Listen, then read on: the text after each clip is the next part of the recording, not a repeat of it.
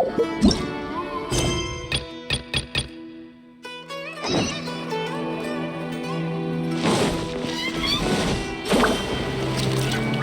if Tavatis round?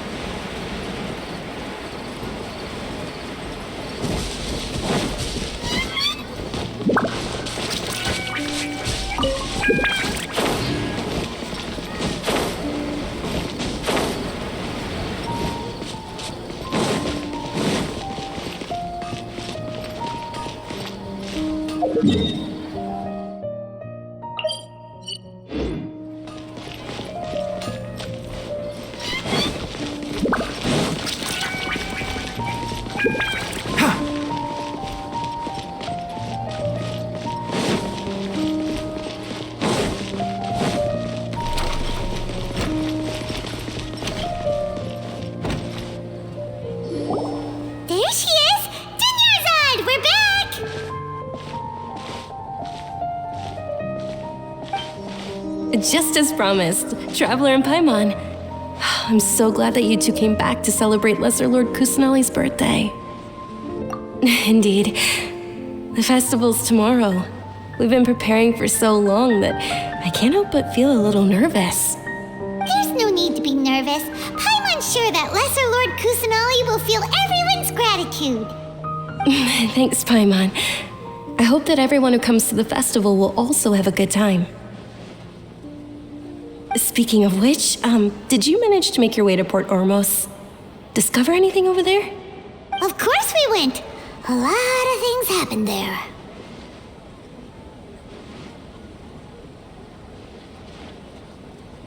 I see.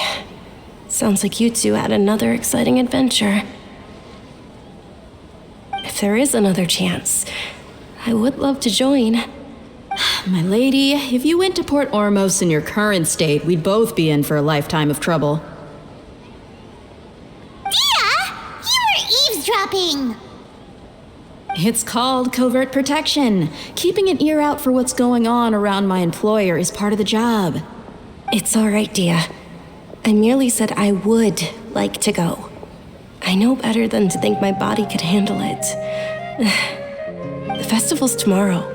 I've been doing nothing but causing trouble for you. So Dia, please take some time to relax. I'll be fine. Even when you put it that way, it still doesn't feel right. Don't worry, my guardian knight. Okay, fine, but only tonight. Tomorrow's a big day, and many no-good scumbags are gonna try to take advantage of that. Oh, you two must be exhausted from your long journey back to the city. My apologies for not realizing this sooner. I've already prepared a room for you to rest. Please follow me. Whoa, you're so thoughtful. Paimon's so ready.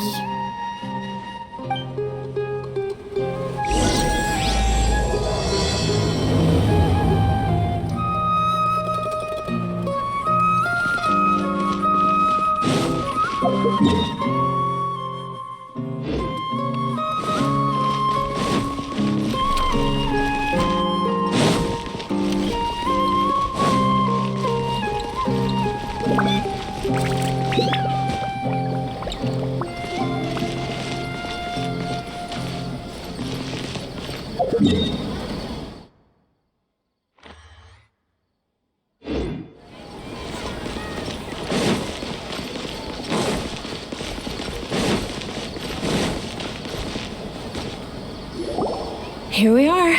It's also fairly close to where I've been staying. It looks really nice.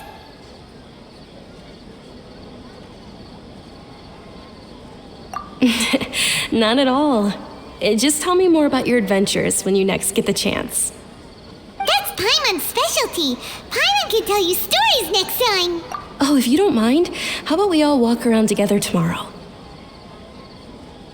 All of my friends will be working the festival, and Dia is still insisting on her covert protection. Yeah, it'll be pretty hard to relax and enjoy the festival if Dia's constantly hovering over you, right? Then let's meet at the nearby bazaar first thing tomorrow morning. Have a great night. It's a deal. Good night, Dunyarzad. I may be too excited to fall asleep tonight. See you tomorrow. Paimon started to really look forward to the Sub-Zero festival too. Will there be lots of yummy food? Oh no. Thinking about food is just gonna keep Paimon up all night. The earlier we sleep, the better. Let's go inside, traveler.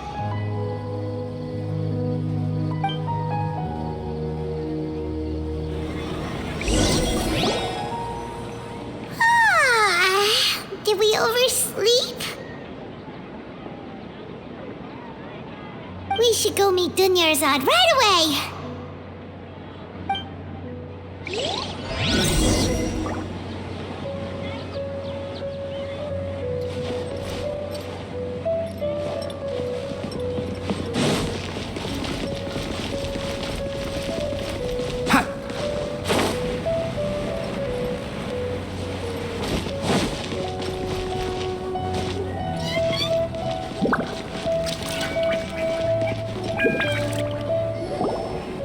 Traveler, Paimon, I've been waiting for you two. Good morning, Dunyarzad. We must have overslept a little bit.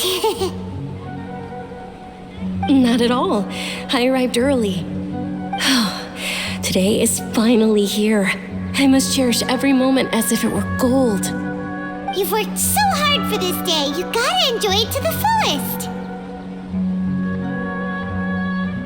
You know it. It's just that, as expected, I had some trouble falling asleep last night. I'm hoping my body won't be too much of an issue today.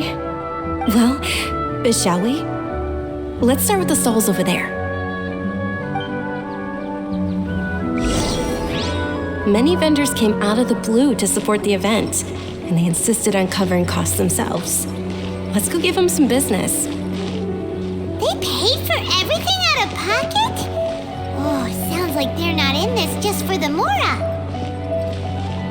They all said that contributing to a lively festival atmosphere is more important than money. Especially since we don't often get to celebrate Lesser Lord Kusanali's birthday. Ooh, they're selling food over that way! Let's... This is a stall offering foods from the Haftmewa feast. Oh, you could tell straight away. I thought most people nowadays wouldn't know. Mushrooms, flowers, and all kind of fruit? It's all vegetarian stuff. Oh, Paimon's a little disappointed. So, what's the Haftmewa feast you mentioned just now? It's another Sub-Zero's festival tradition. People used to set their tables with 7 different foods. Generally speaking, the most common selections were foods like Rukushifa mushrooms, lunar lotuses, Sumeru roses, sunsetias, kapulatas, hara fruits, and zaytun peaches. So, the Sub-Zero festival is a vegetarian holiday? You don't have to be a vegetarian to enjoy the spread. We just use the 7 foods to symbolize the 7 virtues of the Dendro Archon. Wait, but if that's the case, if Sumeru uses vegetarian food to represent the Dendro Archon, then wouldn't the Pyro Archon's festival be full of food like roasted fowl, juicy meatballs, grilled steak? Oh, Traveler, we have to go to Natlan as soon as possible! I hope your wish comes true one day, Paimon. Thanks! Alright, how about we also check out some of these other stalls?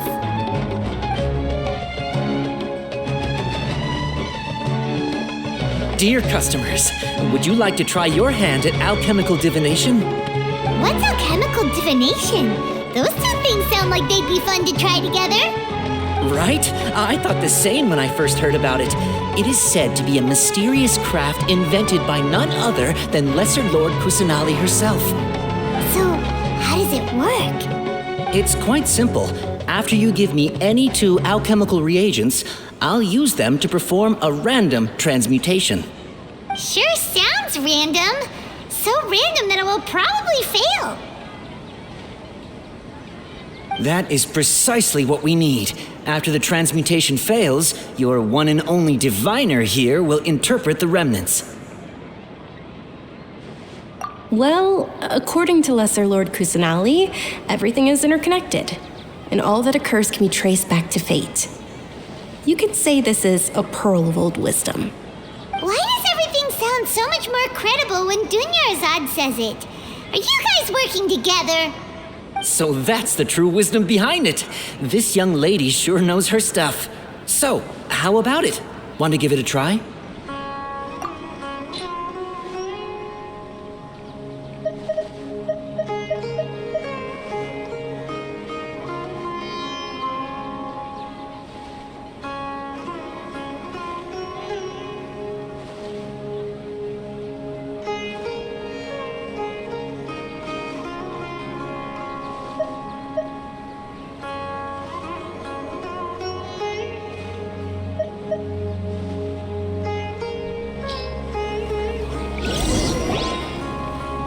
Okay, one moment. It's the moon. Paimon wants to take a look too. Is it? It looks more like a pie that Paimon bit into. Generally speaking, the moon signifies... It means... Wait a moment. Is he really looking it up in a book? Oh, I remember now. It means illusions and lies. Illusions and lies? That sounds rather ominous. Yes, but this book says that if you trust your intuition and overcome your fears, the sun will surely rise. He's not even trying to hide his book anymore. Naturally, fate will only ever show you the beginning of a journey. It is up to you to forge your own ending. Oh, thank you so much. I'll keep that in mind. Oh, it's nothing. I'm just learning as I go. Guess that was still pretty interesting. Okay, on to the next stall. They say the Sub-Zerus festival was very lively a long, long time ago. Large flower carriages used to... The diviner's interpretation is the most important part of alchemical divination. I just consulted the book to make sure you got the correct message.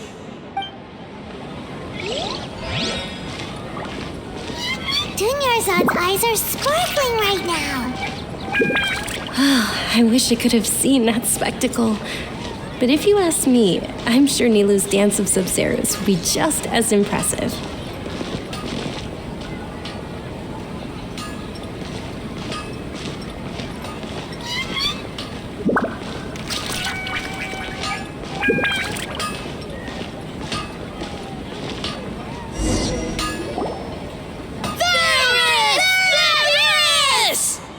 Attention! Soldiers, fall into formation if you want any Yalda candies.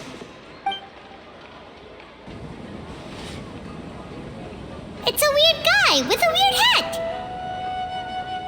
Hey, it's Dunyarzad! Wow! Miss Dunyarzad, the children love you even more than the Yalda candies. In the few short days it took to prepare for the Sub-Zerus festival, the children have all grown very fond of you. The Hallowed Night of Flowers. It's an honor that you know my name. Attention! In the name of Ferris, the Knight of Flowers, I commend you on your contributions to the glorious Sub-Zerus festival. All right, little soldiers. Take your Yalda candies and don't forget your loyalty to Lesser Lord Kusanali. Dismissed! Yes, Knight Ferris! Just what is going on here? Ferris, the Night of Flowers, is another Sub-Zerus festival icon, and one immensely popular with children. In the past, the actor portraying Ferris would also sit on a flower carriage. It's all thanks to Miss Dunyarzad's sponsorship that the children can make such wonderful memories today. As are we to you, Vihar. Oh, not at all. Oh, speaking of tradition, do you want some Yalda candies? They're a festival staple, and I happen to have some boxes readied here. Take a look and pick whichever one you want. Whichever one? Don't these boxes all look the same? That is the fun part. Each box contains a random flavor. It's up to the luck of the draw. Flavors include lavender melon, hara fruit, sunsetia. Ooh, those all sound pretty good. And there's also lizard tail and oni kabuto. Huh? What's up with those two flavors? Oni Kabuto is a little spicier than Lizard Tail. Dunyarzad, you tried them before? Traveler, help Paimon pick one. Paimon wants the Sunsetia flavor. It's all right. Paimon believes in you. I also believe in your intuition. Great. These boxes of candy are numbered 1 to 5 from left to right. Which one do you want?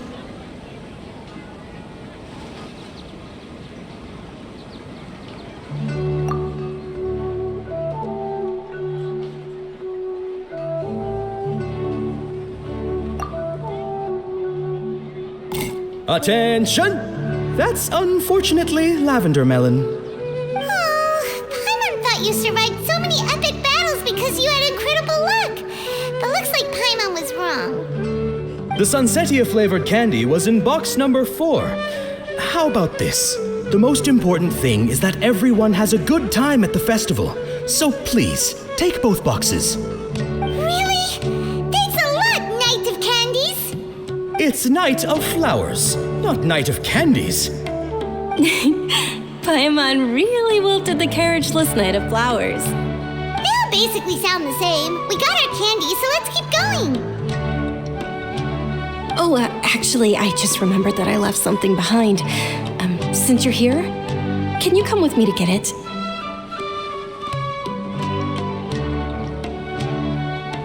Dunyarzad, you probably forgot because you're so excited about the Sub-Zero's festival. How embarrassing.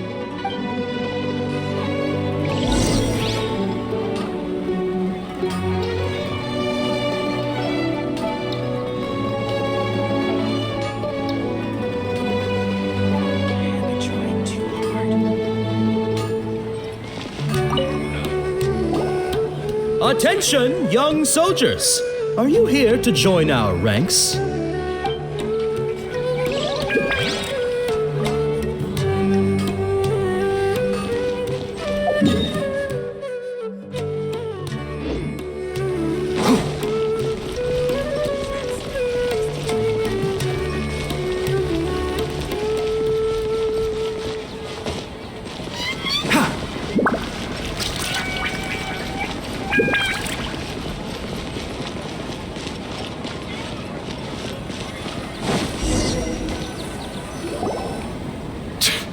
We're too late.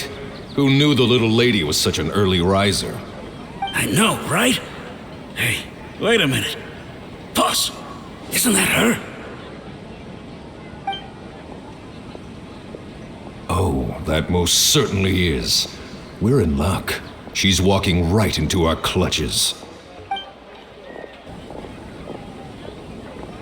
Those Eremites don't look like they're up to any good. Who are you? I don't believe the Homayanis hired you. That's right. We haven't received any of their mora, but I wonder how much the Homayanis would shell out to get you back. They're a gang of kidnappers! Traveler, hurry and protect Dunyarzad! Hey, did you scumbags even consider that the Homayanis might have hired a merc that outclasses you? You're Dia! Dia the Flame Maiden! No wonder we mercs haven't heard anything about you for so long. You sold your unruly mane to the highest bidder. Don't speak so disrespectfully. My family started working with her as gratitude for her past kindness to us. Don't worry about it, my lady. Just some friendly banter between mercs. One punch and those rabid dogs will expose themselves for what they really are. Aren't your claws all dull by now? Don't get too cocky!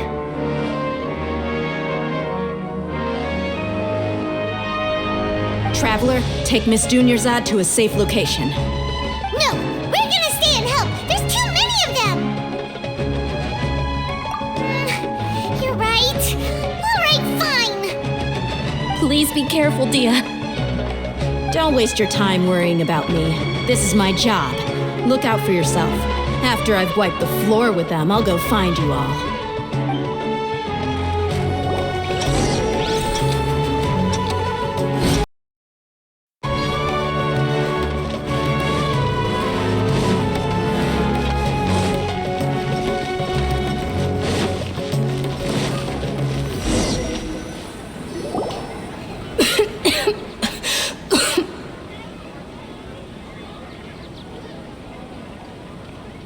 Dunyarzad, are you okay? You look a little pale. Are you in shock? I'm fine. My body always reacts like this whenever I exert myself too much. You sure you're okay? I'll be fine after some rest. I'm more worried about Dia. After all, none of this would have happened if I hadn't insisted on coming out today. Yeah, don't worry.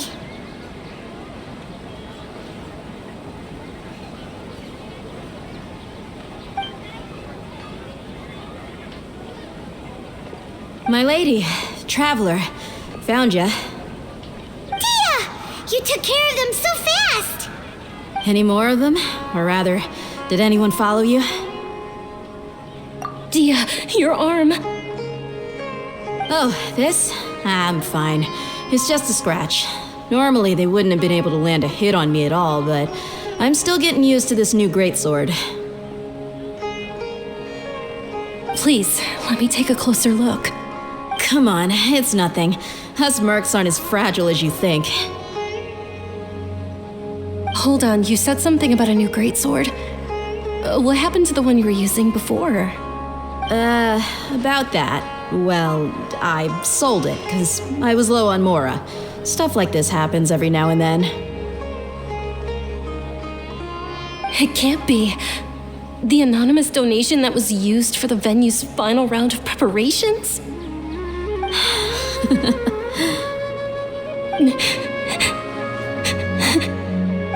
Hey, Miss Dunyarzad, I wasn't trying to make you cry. I'm not gonna lose my commission because I made my employer cry, am I? Okay, making your employer cry won't affect your commission, but selling your weapon without permission and getting hurt? I'll have to reevaluate your performance. You're so unreasonable, my lady. Thank you very much, Dia.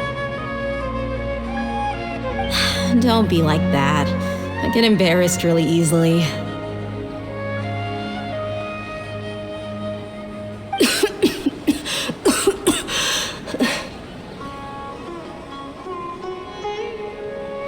Are you feeling unwell again, Dunyarzad?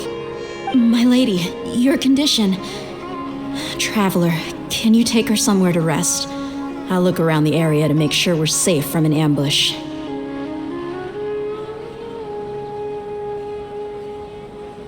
Truly, I'm sorry for the trouble, everyone.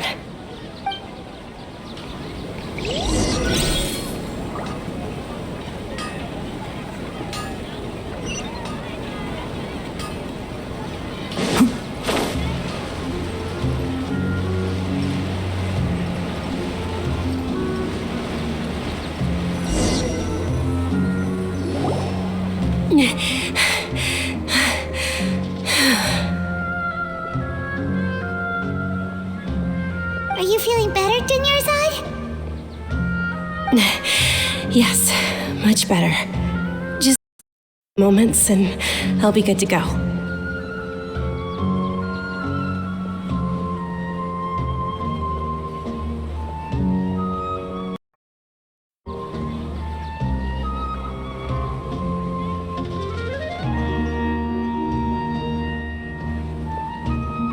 didn't realize you were concerned about it. I guess I shouldn't continue to keep it a secret. I was actually born with Elazar. It's terminal now. Can't believe it's Elazar! Oh, you've already heard of Elazar. In that case, you probably know about its severity. Sumeru's current medical advancements still haven't been able to find a cure. The disease's progression can only be delayed through environmental therapy. Dunyarzad.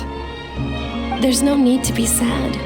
I've always lived with Elazar, and I came to terms with it a long time ago. Compared to the simple fact that I'm afflicted with this, its effects on my life have been much more painful. I know that my family loves me dearly. They've done all they can to provide the best environment for me so that I can live for that much longer. However, I know I will one day succumb to this. Did you know? Before I ran away from home this time, the world outside of my home didn't even know that I existed. Since I was a child, all I could do was sit on my bed and stare at everything outside of my window. I'm sure my family's worried and disappointed in me for running away, but I just didn't want to have any regrets. I wanted to meet other people. To me, there's nothing more beautiful than being able to meet and speak with others. Not to mention the incredible time spent preparing for the festival, the joy on everyone's faces here, and all the support I've received from friends like Dia. This way, when my final day does arrive, it will be less sorrowful. At the very least, many people will remember that I once existed in this world, right?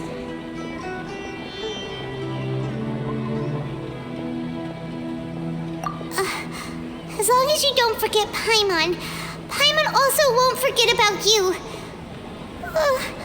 No, even if you forget Paimon, Paimon will still remember you. Thank you two so much. I apologize for the depressing conversation. This is out of character for me. To be honest, Lesser Lord Kusanali gave me the courage to do all of this. If it weren't for her encouragement, I wouldn't have taken that first step.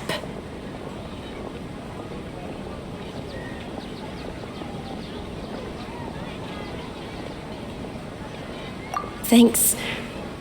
There will always be frustrations in life, but I know that the point of living is not to leave behind any regrets. Oh, right. Isn't it almost time? Huh? Almost time for what? Isn't the Dance of Sub-Zeros about to begin? It's the part of the festival that I've been looking forward to the most. Nilu will recreate that legendary scene with her most splendid dancing. And the Sub-Zeros festival will conclude amid everyone's applause and blessings. And with that, my wish will also... Then what are we waiting for? Let's go to the stage! Yeah, we should still make it in time.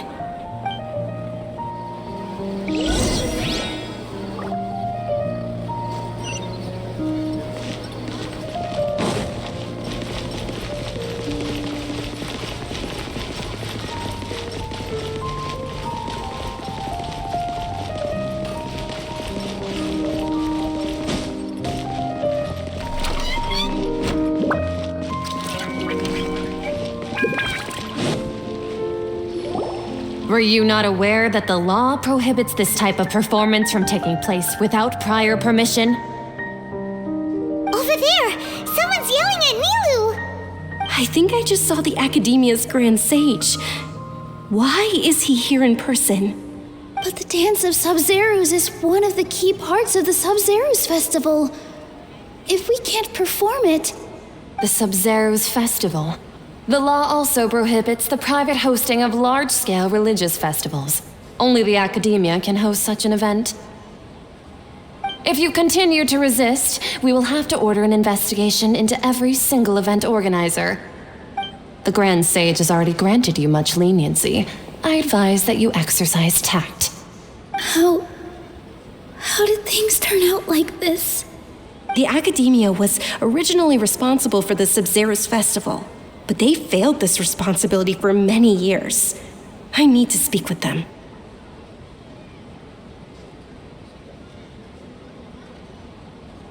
This is a hard pill to swallow, but you're right. Things would only get worse. Art, dance. Aren't you ashamed of pursuing such frivolous and meaningless activities in this land of knowledge and reason?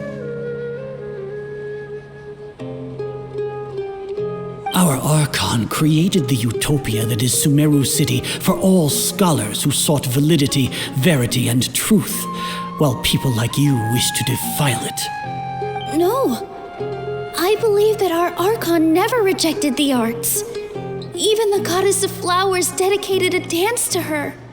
With your lack of intellectual credentials, I do not believe you are qualified to debate with me. What you should be doing is finding workers to tear down this ridiculous eyesore.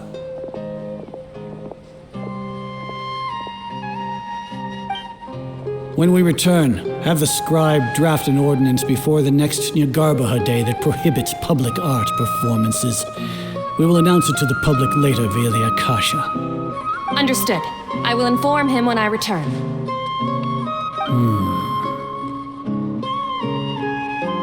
The Sub-Zeru's festival. Go celebrate the birth of that god to your heart's content. Nilu, are you okay? Oh, Dunyarzad. You all saw that just now? The Grand Sage ordered us to stop the performance. Yeah. Let's go somewhere the Academia can't find us and perform there. But how do we let everyone know?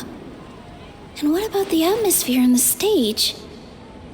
Or we could get people to block them off so they can't interrupt the performance.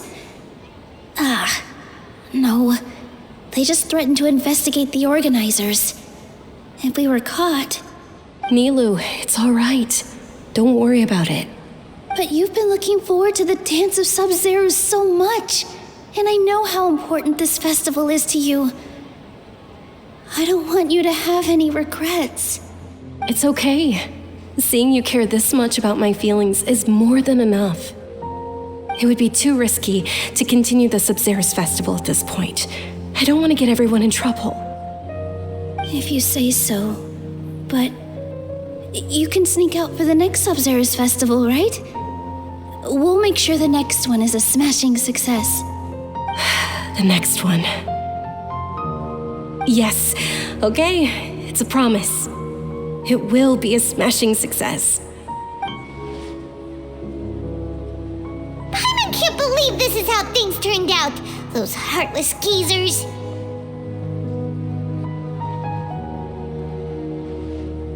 It really is okay. There's nothing we can do about it.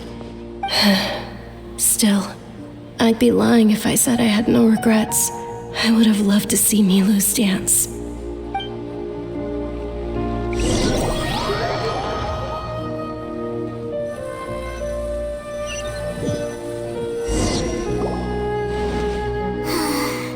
A lot happened today. It's a shame the festival ended the way it did. Nilu and Dunyarzad promised to make the next Sub-Zero's festival a success, but Dunyarzad is running out of time. Yeah.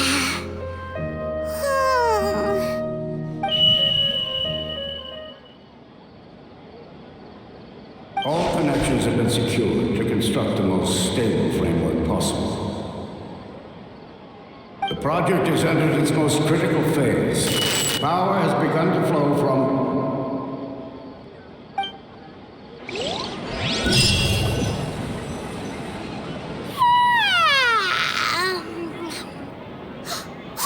We're gonna be late! It's all because you wouldn't get out of bed! We should go meet Dunyarzad right away!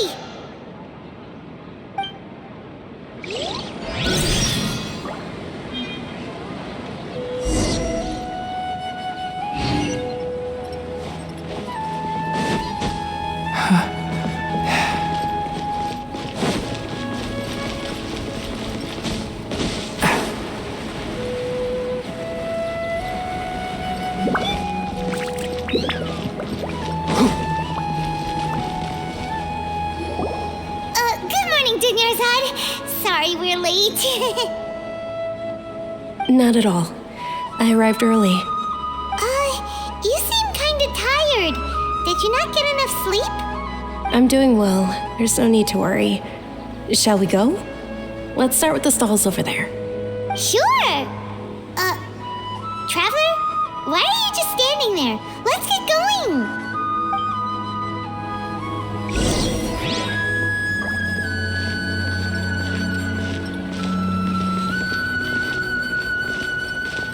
Ooh, they're selling food over that way! Let's go take a look!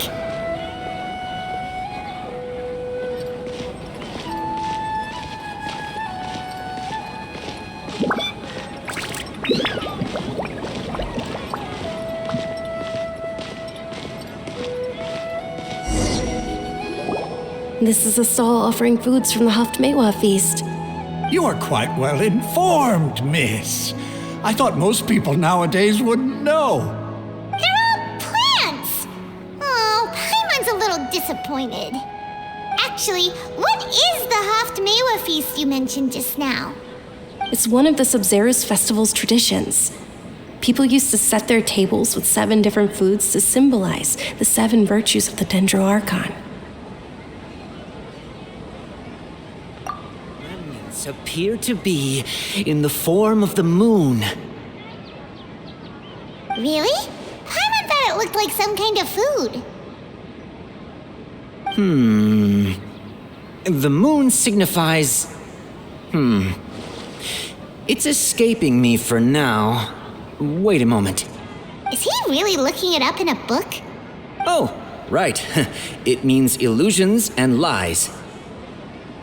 But if you trust your intuition and overcome your fears, the sun will surely rise. Understood. I'll keep that in mind. Oh, it's nothing. I'm just learning as I go. Guess that was still pretty interesting. Okay, on to the next stall. So, where to next?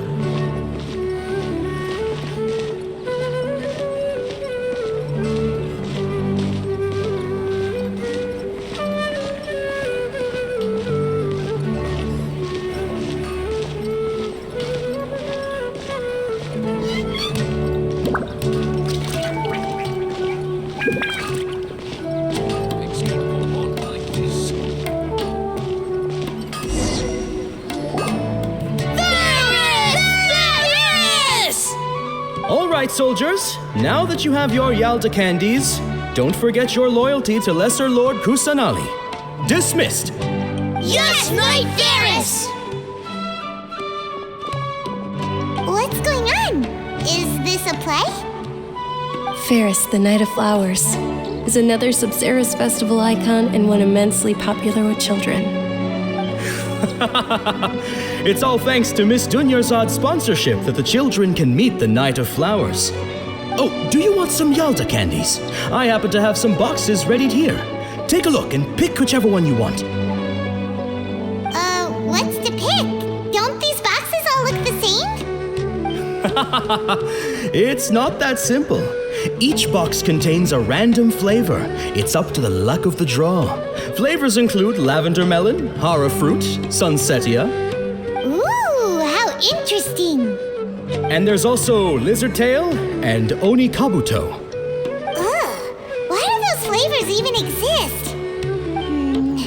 Traveler, help Paimon pick one. Paimon wants to eat the sunsetia flavor. Great! These boxes of candy are numbered 1 to 5 from left to right. Which one do you want?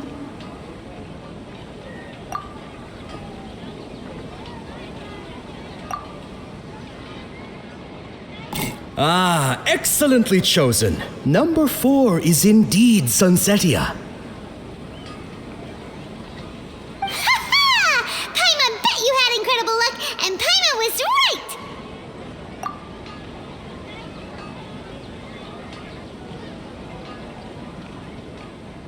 Huh?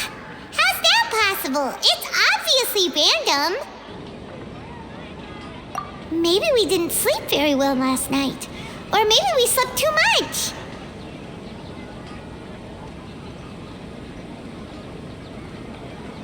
Oh, sure. Huh? Where are you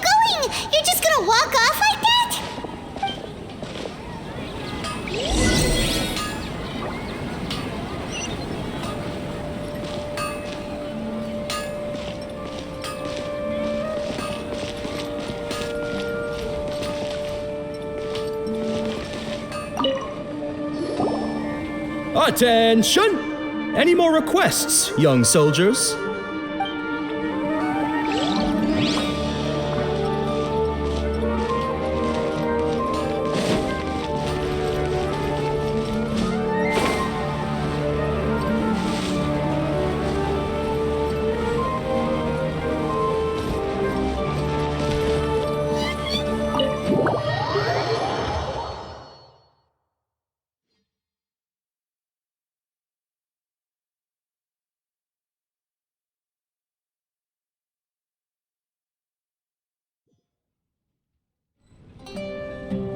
A feeling of déjà vu?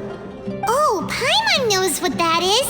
It's when you feel like you've already experienced whatever is going on.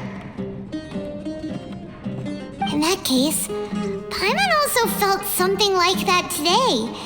But that's just our brains playing tricks on us, isn't it? So why'd you run here in such a hurry?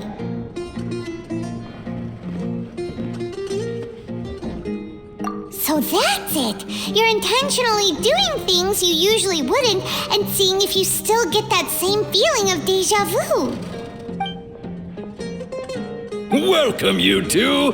Are you here for lunch? What would you like to eat? Got it. You don't look like you're from these parts, but I gotta say, you've got good taste. I'll give this order to the kitchen. Coconut charcoal cake? Isn't it that burn thing that didn't look tasty at all? Oh, Paimon understands what you're trying to do now. You'd never normally order something like this.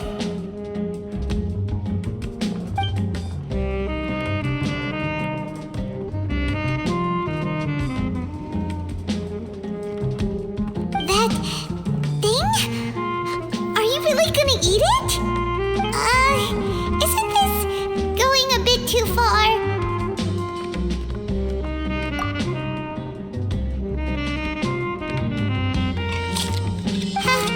How was it? The look on your face is telling Paimon that it tasted awful. Then, you mean... That's impossible! We were just talking about how gross it looked! So, would this be a case of taste bud déjà vu?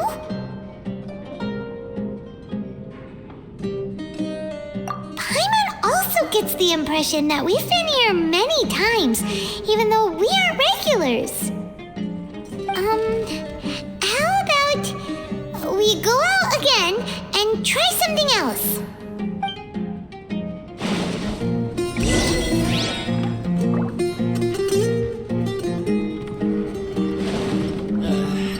Just can't beat the atmosphere here.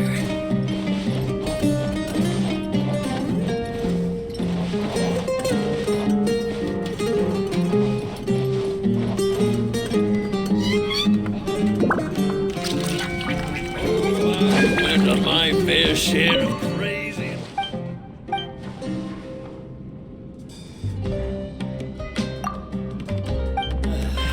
Just can't beat the atmosphere. Keep up.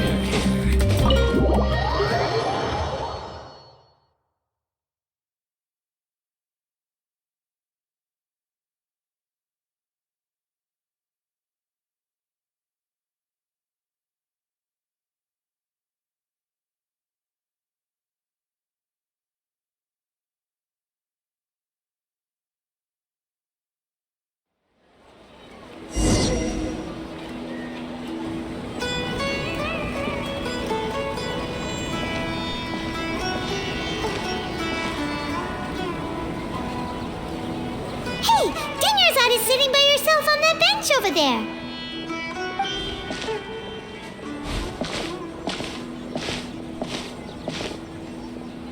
What a coincidence, Dinnerzad. We meet again. Why are you sitting here all by yourself? Oh, I ran into some kidnappers just now, but thankfully Dia came to my rescue. I started to feel unwell after that, so I sat down here. Kidnappers? Oh my goodness, are you hurt? I'm okay. Dia's arm got scratched, but it isn't serious. Whew, that's a big relief. But Dunyarzad, you seem a little down today. It's the Sub-Zero's festival, and you've been looking forward to it so much! Not at all. I've always been like this. Excessive physical exertion or strong emotions tend to aggravate my illness. Besides, no matter how amazing today may be, it is but a single day. After however many more days, my time will come to an end. Paimon doesn't quite follow you, and Paimon feels like something's really got you down right now. It really is fine. I don't mind.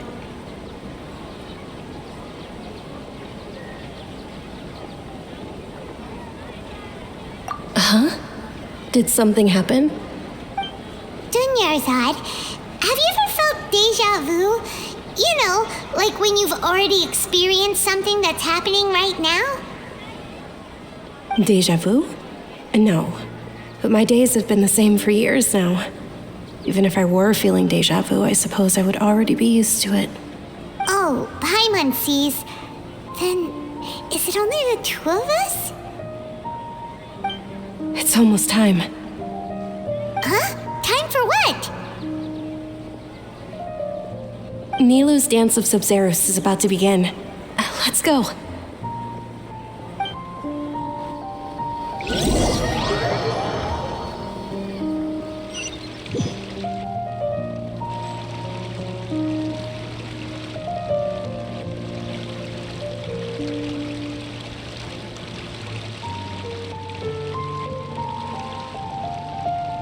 With your lack of intellectual credentials, I do not believe you are qualified to debate with me.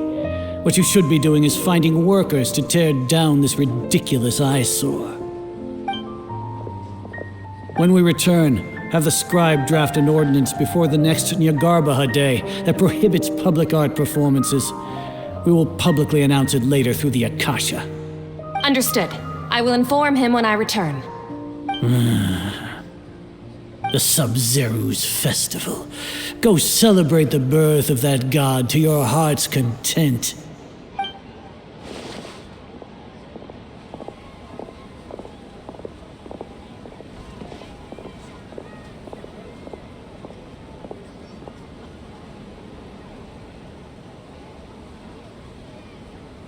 Nilou, are you okay? Oh, Dunyarzad. The Grand Sage ordered us to stop the performance. It's okay. There's nothing we can do about it. But you've been really looking forward to this. I don't want you to have any regrets. It truly is unfortunate, but I don't want to cause trouble for anyone. Didn't the Grand Sage say that he might investigate the organizers? True, but... well, okay. I'll just have to try again next year. The next festival. I probably won't be around by then. Wait, what did you just say? No, nothing. I'll be heading back to rest. Thank you for your help, everyone. Paimon can't believe what those heartless geezers did!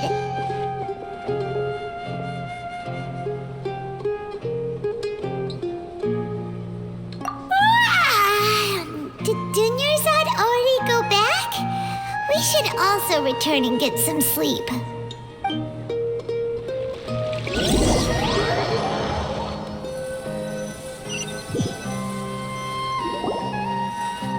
So, in the end, you still couldn't figure out what that deja vu feeling was all about? Maybe it really was because of exhaustion.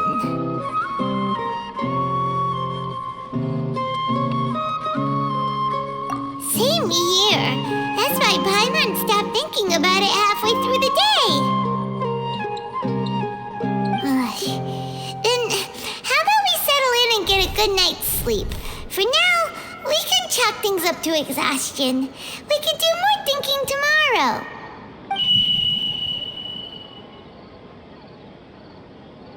Observing a modest drop in the output of jnana energy, but values still remain within normal parameters. Continue to monitor for variances in the data and find the cause as soon as possible.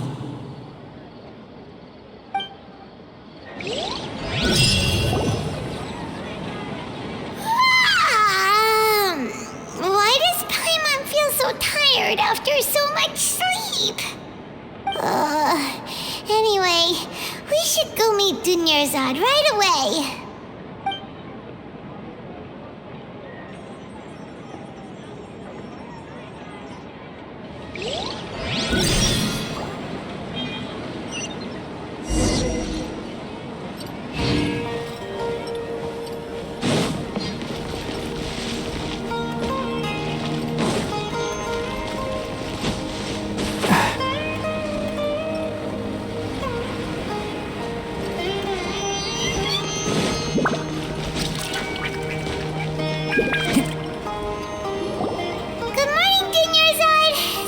Keep you waiting.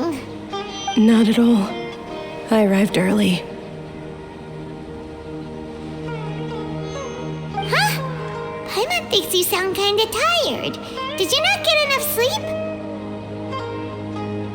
I'm doing well.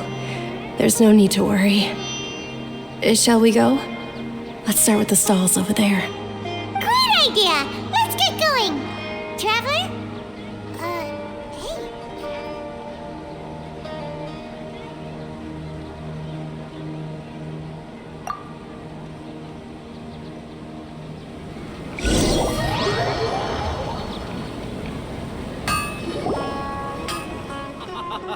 It's all thanks to Miss Dunyarzad's sponsorship that the children can enjoy the Sub-Zero's festival.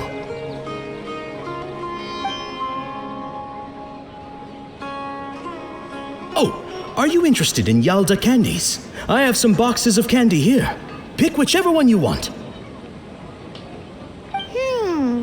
Not much of a choice. All these boxes look the same. It's not that simple. Each box contains a random flavor. It's up to the luck of the draw. Flavors include lavender melon, hara fruit, sunsetia. They all sound pretty tasty.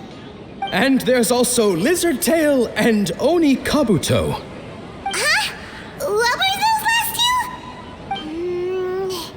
She'll help me choose. Paimon wants to eat the sunsetia flavor. No problem. These boxes of candy are numbered 1 to 5 from left to right. Which one do you want? Oh, I like your confidence. No hesitation at all. Oh, congratulations! Number 4 is indeed sunsetia.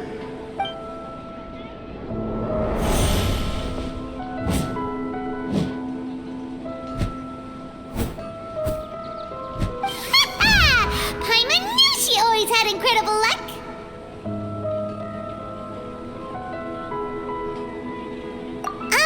Paimon's not really interested in the other flavors. Wait. How did you know? Don't tell me that you already knew which flavor was in each box. What? She was right about all of them? That couldn't have been luck. How is this possible? I packed all those boxes this morning, and they've been sealed ever since. You couldn't have known beforehand. Mind reading? X-ray vision? Or some kind of magic trick? This is way too freaky. Tell us what's going on! Since when did you get superpowers? Traveler?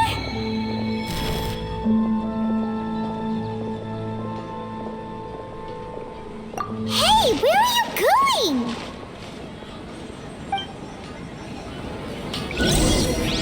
What's going on? Did you see something? Us leaving Dunyarzad without letting her know is kinda rude, you know.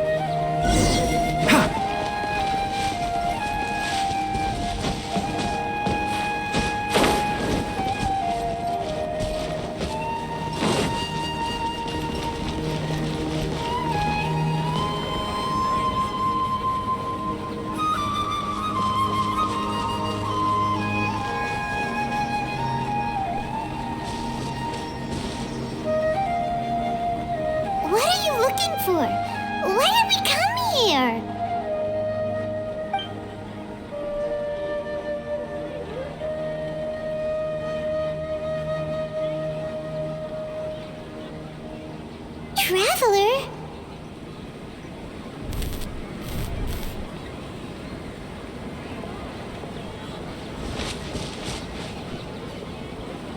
That's...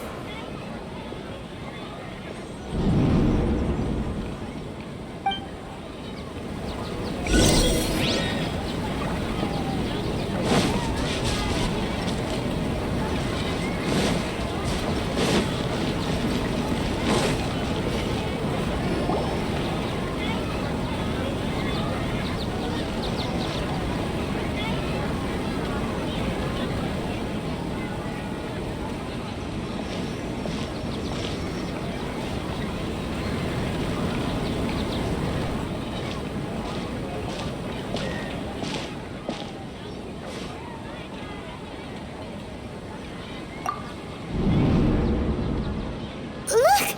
That's... Isn't that Dunyarzad?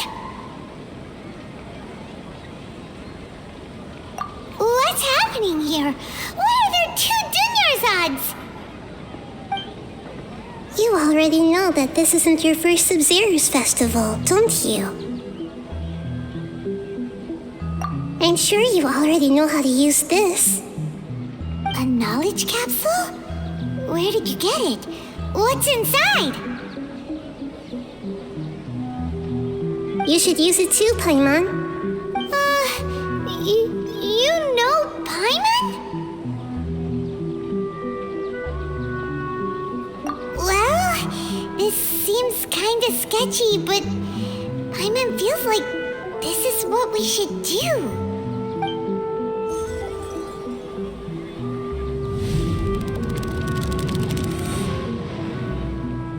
What the?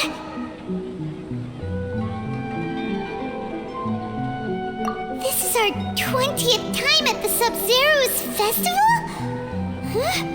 No. The 30th? 40th? Just how many times have we been to the Sub-Zero's festival? Have we been trapped in a single day? If it weren't for you, we wouldn't have even realized. What the heck was inside that knowledge capsule? Your memories are still scrambled? Try your best to remember. This isn't the first time we've met, and I answered that question a long time ago. Let Paimon think. Oh, it's coming back. Meeting you was the real catalyst for restoring our memories, and the knowledge capsule was just your means of showing our minds the way. What about everyone else? Why are you only helping the two of us?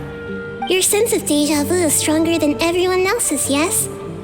As for an explanation, you two received the blessing of Dendro, and you also have special, sensitive constitutions. It was as if a single sheet of paper was separating those memories from your consciousness. A familiar question. I think this is the 7th time you asked that. As you can see, she isn't doing well. You probably sensed it too. The Dunyarzad you were just with is different from the first Dunyarzad you met. That first Dunyarzad is in front of you right now, and she doesn't have a lot of time left.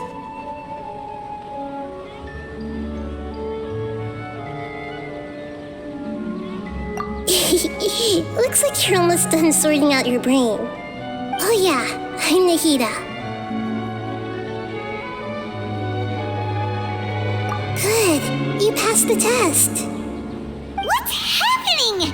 You can awaken our memories, and you seem like you know what's going on. Oh, wait, please don't tell Paimon even you don't know. Everything in this world runs in a loop. This cycle is called the samsara. You, me, and everyone else are all stuck inside the one-day samsara. As for the truth, that's on you to find out. If you were told the truth instead of discovering it yourselves, it would literally blow your minds. I don't know how you'd be after that. I can only give you surface-level help, like bits of information and subtle hints. For the rest of the time, I'll be doing all I can to slow down Dunyarzad's illness. She looks like she isn't doing well at all. Her illness gets worse after each Sub-Zero's festival. If we can break out of this samsara, I might be able to save her. But as things are right now, she's just a small bird in the sky that's about to lose its last feathers. All I can do is raise a gale to delay her fall. You sure love to use weird analogies. Analogies are wonderful tools. They let you use existing knowledge to understand unfamiliar things. Okay, so, with what you know so far, what do you think the truth is?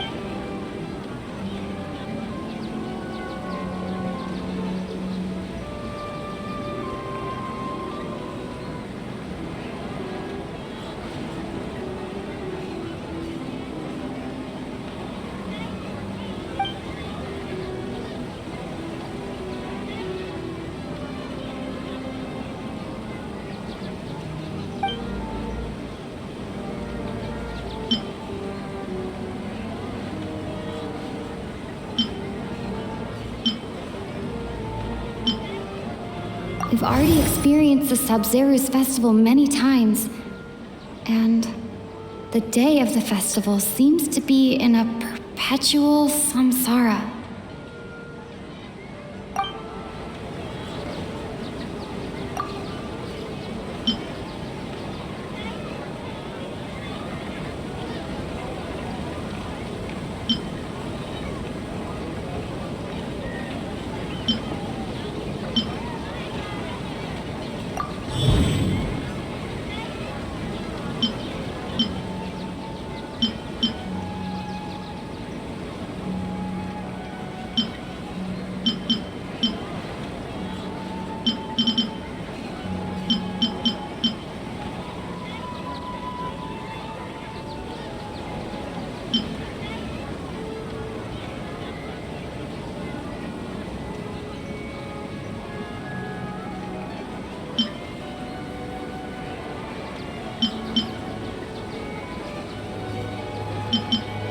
My mind feels exhausted, even though I haven't done too much thinking. What is going on?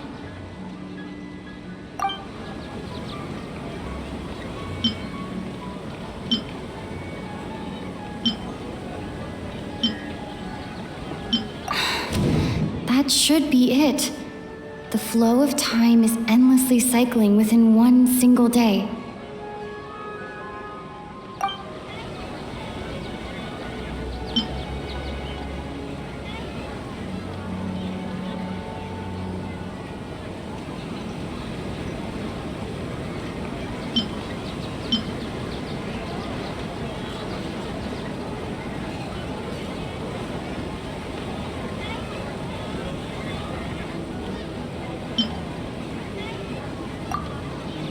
A time loop.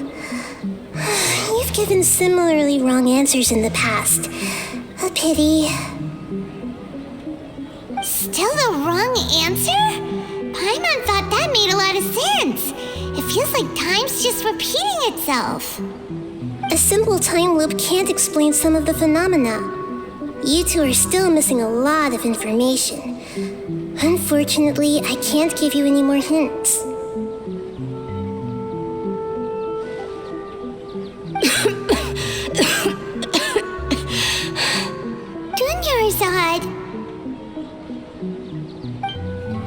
The Sub-Zero's festival is happening every day, but that doesn't mean we can waste an infinite amount of them. Hurry and find the truth before today's festival ends.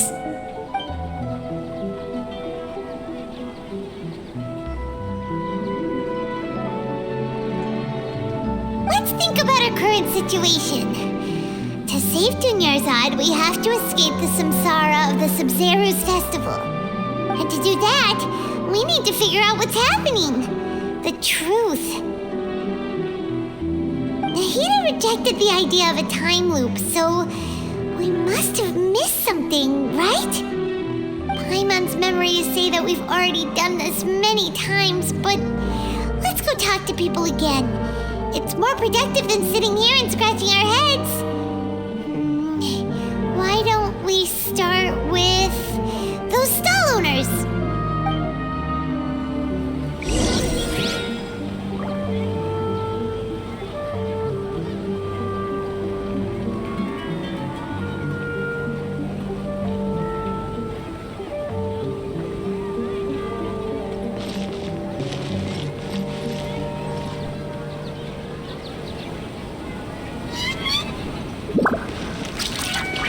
Keep up.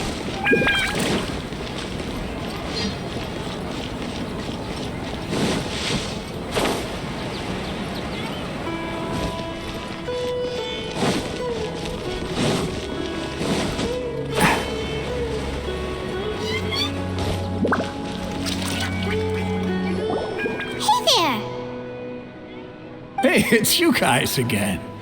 Where's your cultured friend? She's feeling a little unwell. I see. Did you come back to buy something? I guarantee the freshness of my products. I harvested them from the forest just yesterday.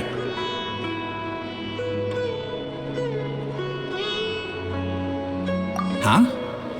What brought this about? I hurried back from the forest yesterday, and I'm selling produce here today.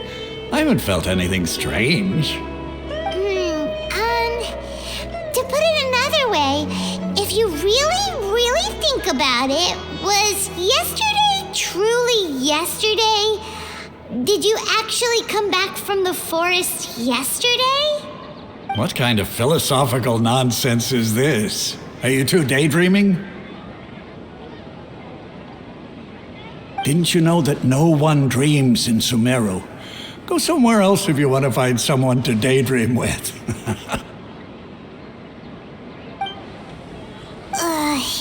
He actually has a point. Is this a dream? Is everyone dreaming?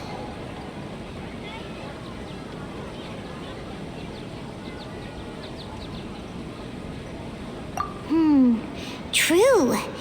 It's so weird that people here don't dream. Why is that? Anyway, if this all really were just a dream, we would have woken up a long time ago. Let's keep asking around.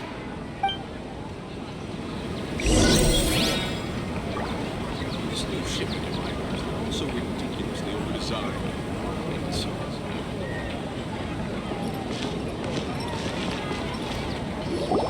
Oh, it's you two. Was my divination so accurate that you felt compelled to compliment me in person?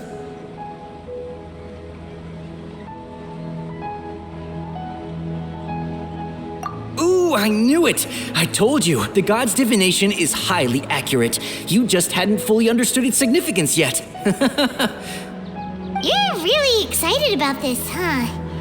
That's exactly why we came back. Help us better understand it.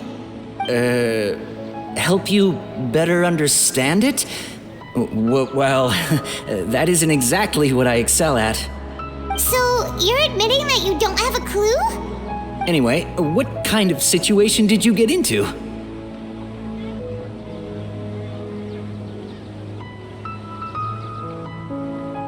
Huh?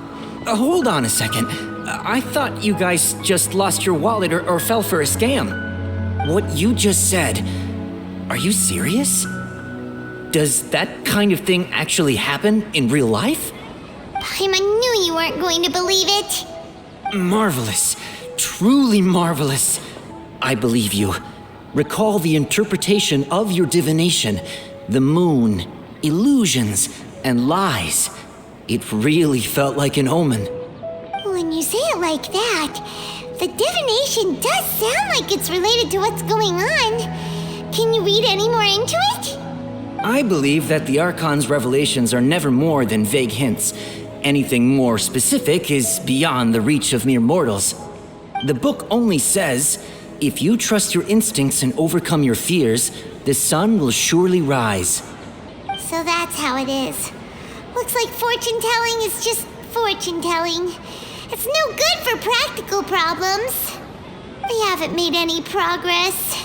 Who else can we talk to?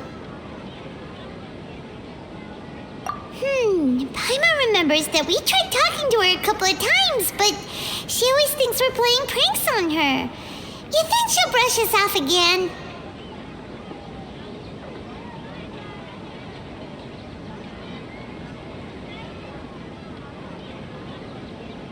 Yeah, if we tap into Dia's strong sense of responsibility as a mercenary, then she'll definitely take us seriously. At this time of day, Dia's probably just finished beating up those kidnappers. Let's go find her.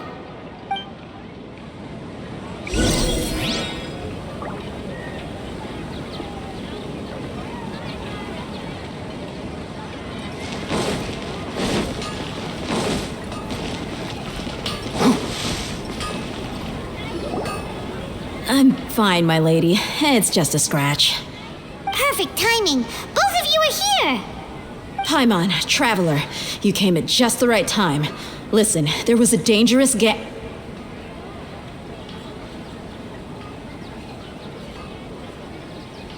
Huh? You saw? Then why didn't you jump in earlier? If someone was protecting Miss Dunyarzad, I could have went all out.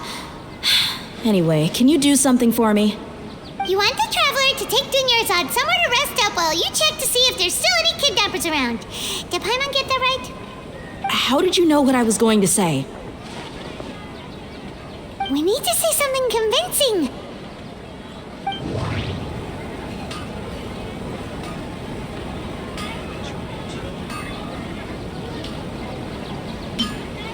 Dia sold her greatsword to raise additional funds. And then she was injured because she wasn't used to her new weapon. Tell her, traveler!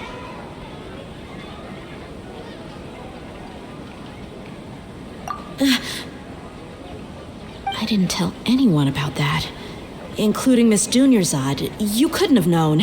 And just now, you literally took the words right out of my mouth. What's going on? All right, so this is the situation.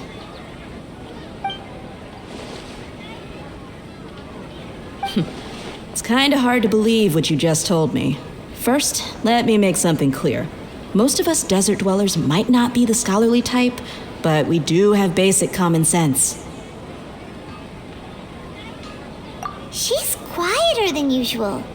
Uninterested in anything and really gloomy. Yeah, she isn't the same as before, but her parents said that this is how she was like at first. Huh? At first? I don't quite understand what you're all talking about. I'll go rest on the bench over there. My lady, are you angry?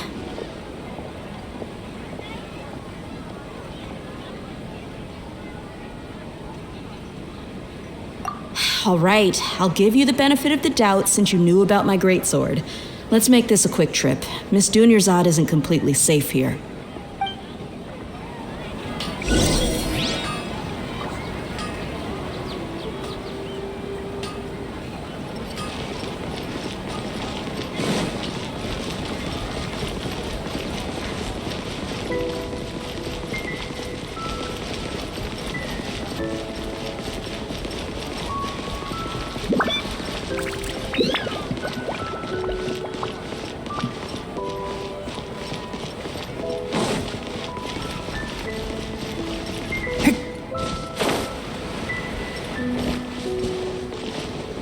Keep up.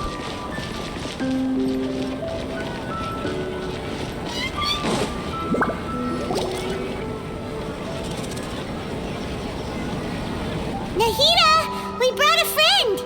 Are you busy? I thought I told you that it won't help to bring anyone here. We just wanted her to see the real Dunyarzad's condition. The real Dunyarzad? Where and who are you talking to? Huh? I told you that you two are special. Other people can't see me or Miss Dunyarzad here.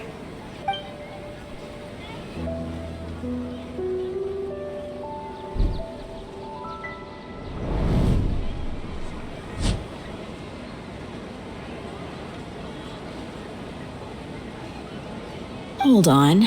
Over there. Is that? Wow. How perceptive. Does she have invisible antennae? Miss Dunyarzad, she's lying down here, isn't she? How's she doing? Her condition's really bad, and she's basically in a coma. How did you know she was here? I can sense her aura. There are also lingering feelings of something like regret or disappointment. What happened? Do you believe us now? The Sub-Zero's festival has been repeating itself. So, you think the sages are behind this? Yeah, they've always been against us. Wouldn't surprise me if they're using the Akasha to intentionally repeat the Sub-Zero's festival as a sick joke. You have a point. Aside from the Dendro Archon, the Academia's sages are the only ones in Sumeru who could pull off something like this. Maybe there's more to the Akasha than we know.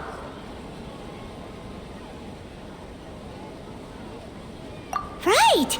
Didn't you awaken our memories using something that looked like a knowledge capsule? That means you must know something about the Akasha! The Akasha relies on the power of a gnosis to operate, as it is the manifestation of the God of Wisdom's power. It compiles the wisdom of the entire populace, and it grants knowledge to the people. A gnosis can do that? No wonder the Akasha is so magical. It's being powered by the gnosis of Sumeru's Archon. So, this Nahida you mentioned, what did she say? She said, and Paimon quotes, "The Akasha relies on the power of a gnosis to operate, as it is the manifestation of the God of Wisdom's power. It compiles the wisdom of the entire populace and it grants knowledge to the people." Compiles the wisdom of the entire populace and grants knowledge to the people. Wait. I get the grants knowledge part. That's what people have always used the Akasha for. But compiling the entire populace's wisdom? How does that work? Did she mean that the sages enter new knowledge into the Akasha?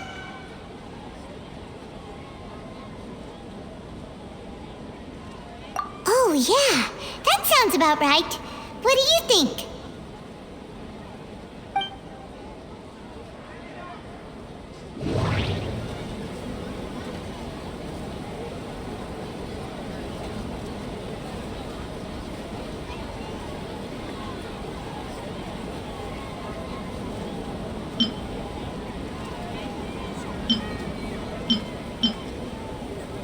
My mind feels exhausted, even though I haven't done too much thinking. What is going on?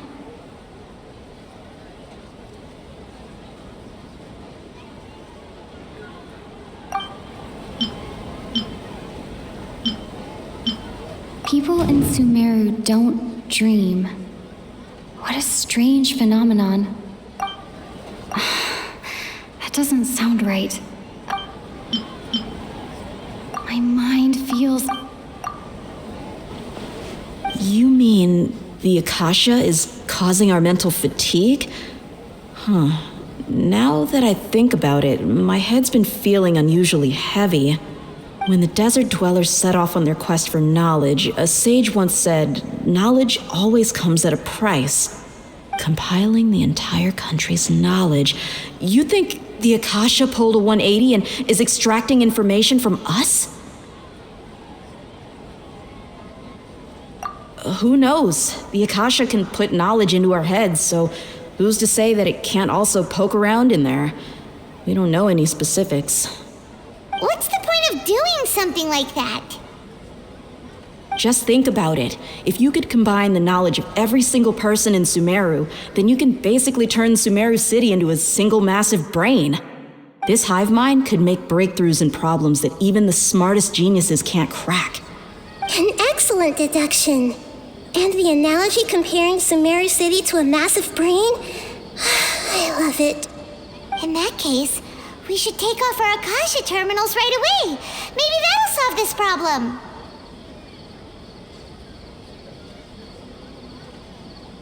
Yeah, I was only wearing this for show in the first place. Didn't expect the sages to cook up such a conspiracy. Mark my words, when this is over, I'm getting evidence and exposing this whole thing to the public. How does everyone feel?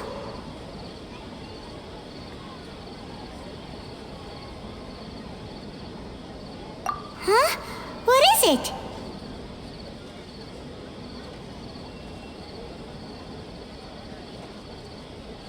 Oh, that! Paimon knows what you're talking about. It's a single soft beep that sounds like it's coming from the Akasha terminal. The sound of a beep. Could it be a prompt tone for when the Akasha is operating? That's probably an important clue. We weren't using our terminals, but we heard a beep anyway.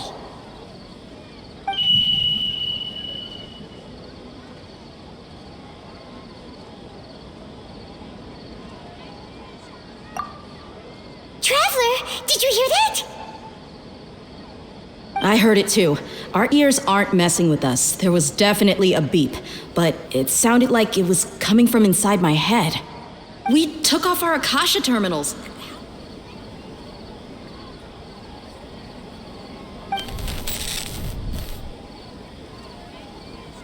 Phase runtime has exceeded its expected length. At this rate, there may be casualties. But we cannot lose all of our progress.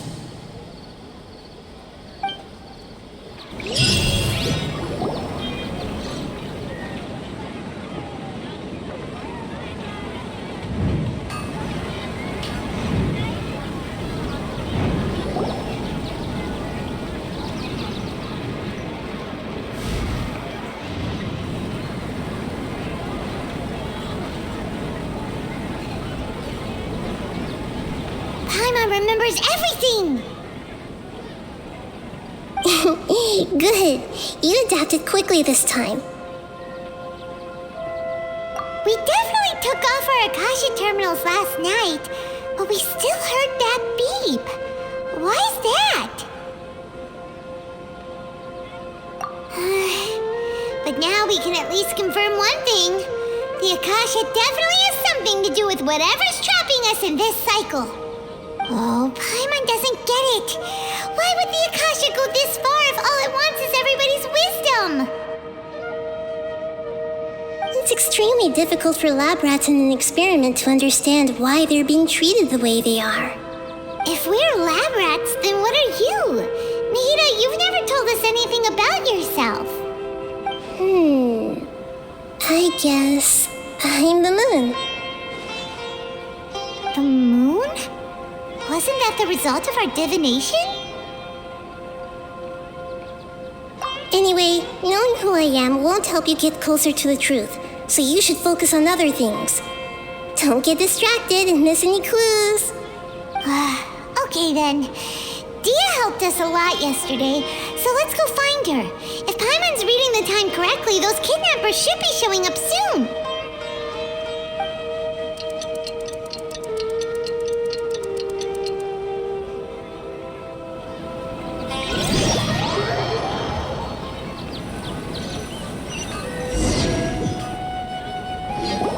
Ah, there you are.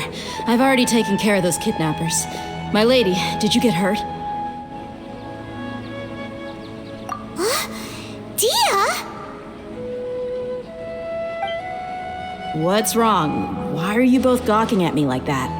You didn't get hurt this time. Huh? What do you mean this time? Why are you so surprised that I managed to get out unscathed? Those kids were amateurs.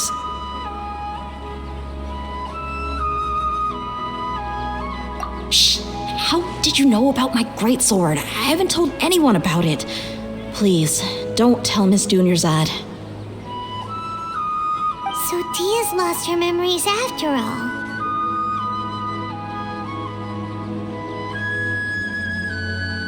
Anything strange? You already know that I got a new greatsword. If I had to say something, it's weird how such a new weapon could feel so familiar. It's as if I've already used it to fight a countless number of battles. You're saying that although you don't remember using it, your body feels like it does? That's right. Both mercenaries and warriors heavily rely on muscle memory. Only knowing the theory of battle won't get you anywhere. Traveler, what do you think? Yeah, Paimon's feeling really hopeful.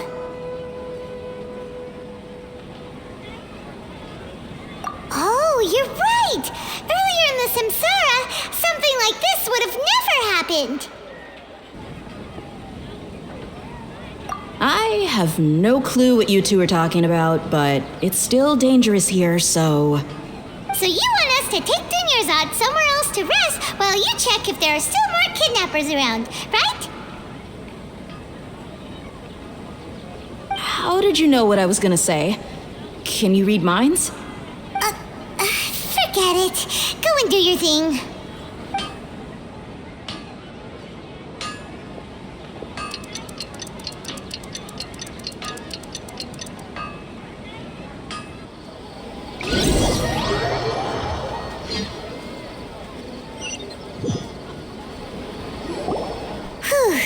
It's finally nighttime.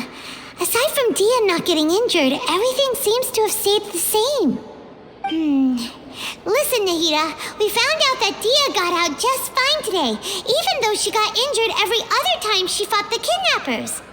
Do you think the Samsara has been broken? Have we saved Dunyarzad? Really? Good job on all that progress. Get some good sleep tonight. Hey, what kind of an answer is that? Tomorrow will come. Everyone assumes this is common knowledge, but the only way you can know that for sure is if you experience tomorrow. How many todays has it been? Is it possible that today will be followed by yesterday? Does tomorrow truly exist as anything beyond a made-up concept? It's even possible that this entire world is a lie, and the history of the whole world has just been one endless Sub-Zero's festival. Okay, no more. Paimon's brain is already shut down. That's why it makes no sense to waste your energy thinking about things you will learn tomorrow. Get some good rest. You know, use the bathroom and flush your anxiety dookie away. Huh? Hold on, what did you just say? Did Paimon hear you correctly? Huh? People always say they feel a sense of relief after they take a duk-duk. That's why I suggested you could try that. Is that so strange?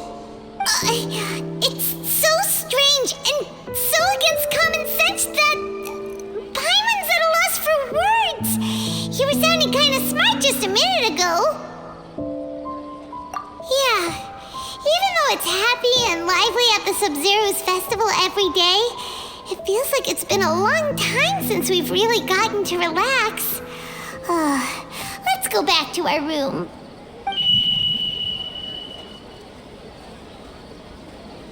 Continue the harvest. Compared to what we stand to achieve, these sacrifices are trivial.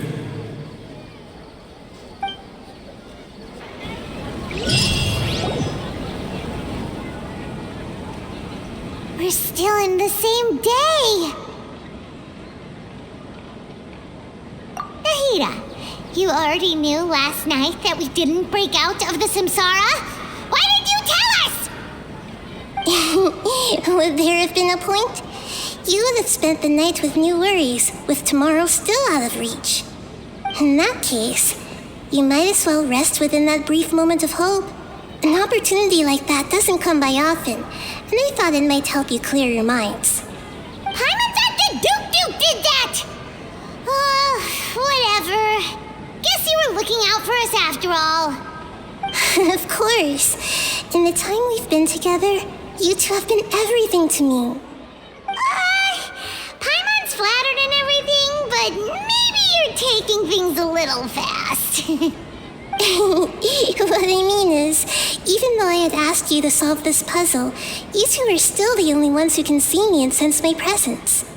In other words, if you weren't here, I may as well not exist. That's why you two have been everything to me.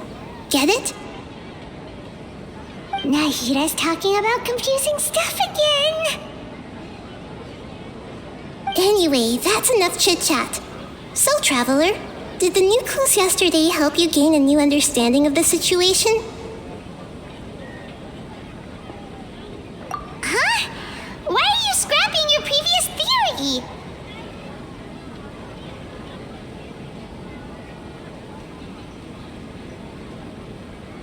Oh yeah, you're right! Gosh, how did we not notice that? In a simple time loop, people's physical conditions should also reset. So, what's your new hypothesis?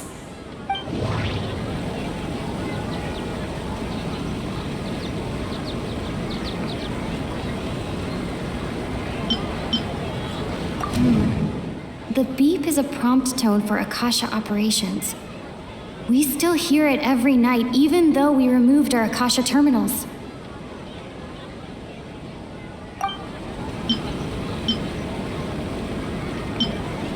Okay, Nahida said, the Akasha relies on the power of a gnosis to operate, as it is the manifestation of the God of Wisdom's power. It compiles the wisdom of the entire populace, and it grants knowledge to the people. Okay.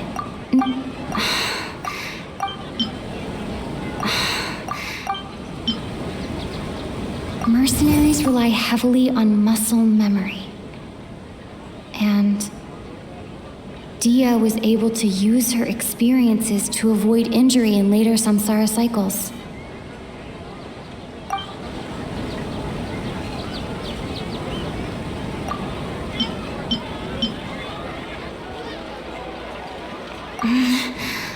I can't seem to cohesively piece everything together.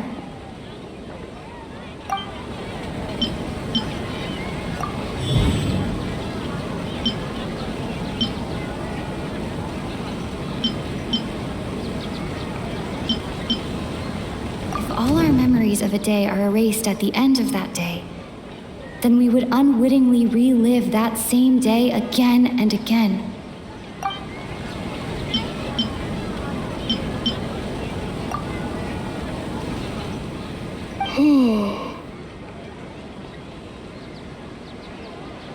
Oh, then the beep we hear every night could just be indicating the deletion of our memories. That's why when we wake up, everyone thinks the Sub-Zero's festival hasn't happened yet. It's already the next day, but everyone still thinks it's the day before. But muscle memory can't be erased. That's why Dia has been getting better at using her greatsword. Now everything makes sense. A brilliant deduction. Nahida, tell us if we're right or wrong. To put it simply, it's as if you've mistaken a pyro crystal fly for a firefly in the night. You lost sight of its true nature because you focused too much on your perception that it glows. That isn't simple at all. Why don't you go talk to Miss Dia again? You might learn something new. Right! She did help us find our latest clue after all. Let's go!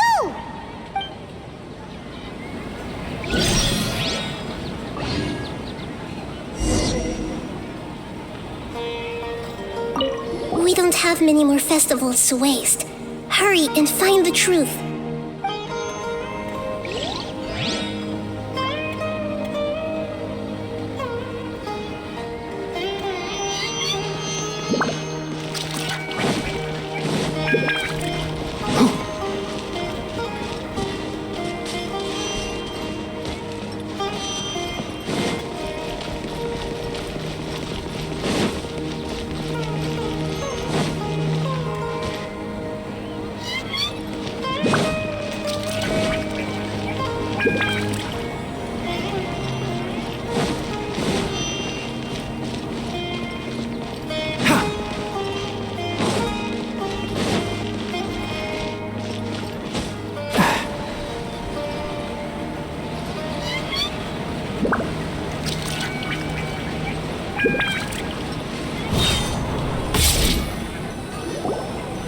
There you are. Really took me a while to find you. As expected, Dia also didn't get hurt today. Get hurt? Why would I? Don't underestimate me. Well, you're still getting used to your new greatsword. Truth be told, I also think it's pretty strange. It just suddenly felt so familiar in my hands and... wait a second! How did you know I got a new greatsword to begin with? I didn't tell anyone about it. Traveler, could you explain the situation to her today? Paimon's gotten a little sick of doing it. Oh, that works!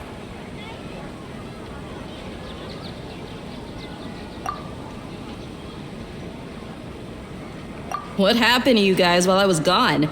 Did you get brainwashed by some cult? Don't think too hard about it. Just take what we're saying at face value. All right then, let me get this straight. You're telling me that my body's already gotten used to this great sword, but my brain just doesn't remember it? Yes, your memory's being erased every day. Then I'd have to disagree. That's impossible. Oh? Why do you think that? If we've actually been reliving the Sub-Zeru's festival day after day, then what happened to the things we used, the money we spent, the food we ate? Common sense says my wallet should have emptied itself a long time ago. There's no way I wouldn't have noticed that.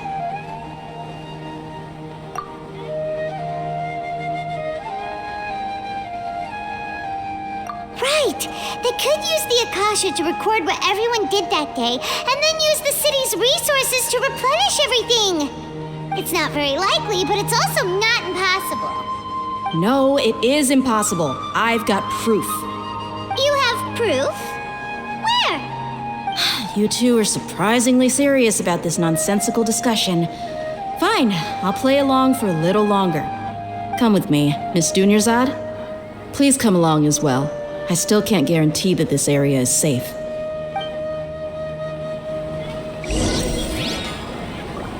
Paimon can't believe it's Dia who wants to show us something this time. 2 days ago, we were the ones taking her to see Dunyarzad.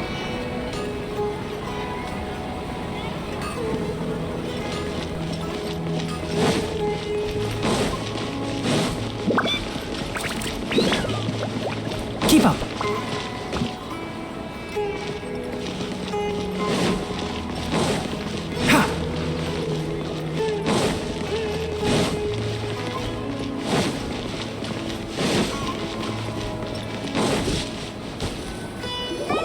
This is it.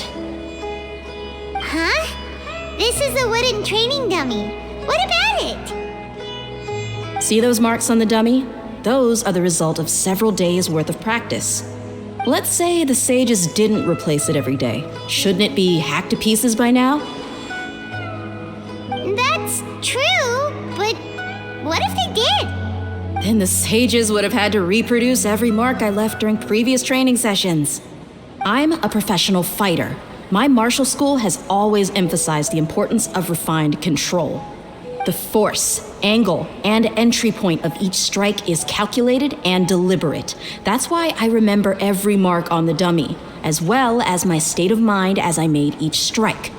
It's just as they say, each swordsman has their own unique style, and even the same swordsman can't make the same cut twice. It would be impossible to copy these marks. Is it really impossible? What if they used some fancy machine to carve every single mark? People often say that a camera's photo can never replace an artist's painting because the former has no spirit to it. The same thing applies here. At a mere glance, I can differentiate carved marks from the results of combat training.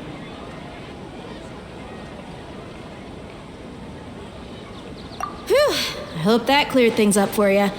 Hey, is this that new brain exercise game that's been super popular with the scholars lately? It's surprisingly fun. Anyway, it's getting late. I should escort Miss Dunyarzad to Nilu's stage. See you later. Well, back to square one. Is our memory deletion theory also wrong? But at least we've reached some other conclusions in the meantime.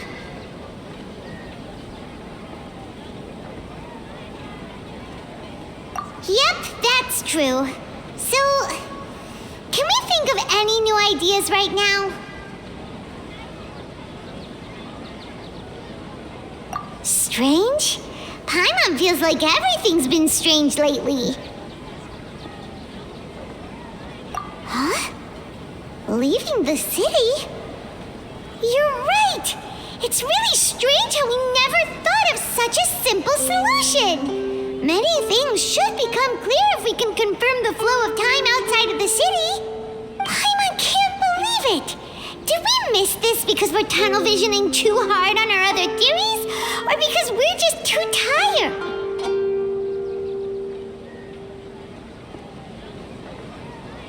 How about we go back and ask Nahida? Maybe we've forgotten something about leaving the city.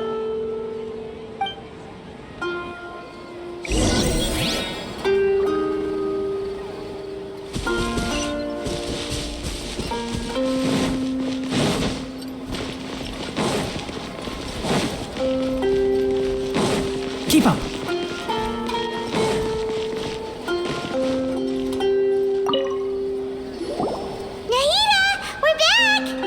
You're back early today. Did you find something new? Sort of. We're mostly sure now that we're not in a time loop. And we also aren't in the real world. But at the same time, we have a new question. Leaving the city. As far as I remember, you've mentioned your plans to do that twice before. We did? But we don't remember anything. What happened after we talked about those plans? What did we say when we got back? Let me think. I don't think you ever actually told me what the outcome was. Oh, it's probably more accurate to say that both times you never came back the whole night. But you two sometimes stay out the entire night anyway, so at the time, I didn't think too much about it. It is true that sometimes we lose track of time during our investigations.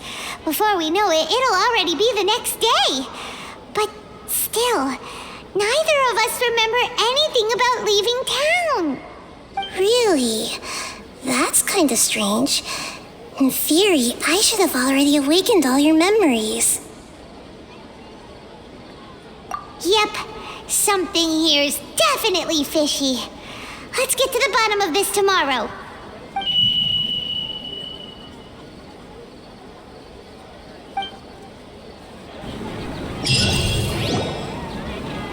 Our memories are back! About that.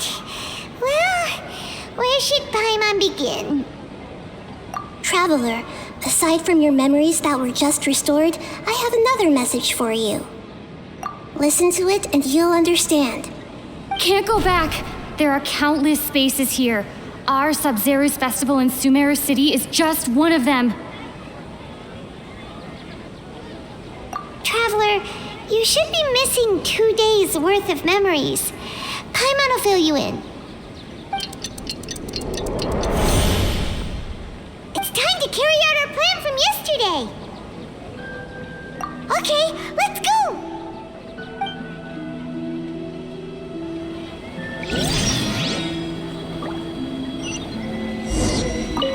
We don't have many more festivals to waste. Hurry and find the truth.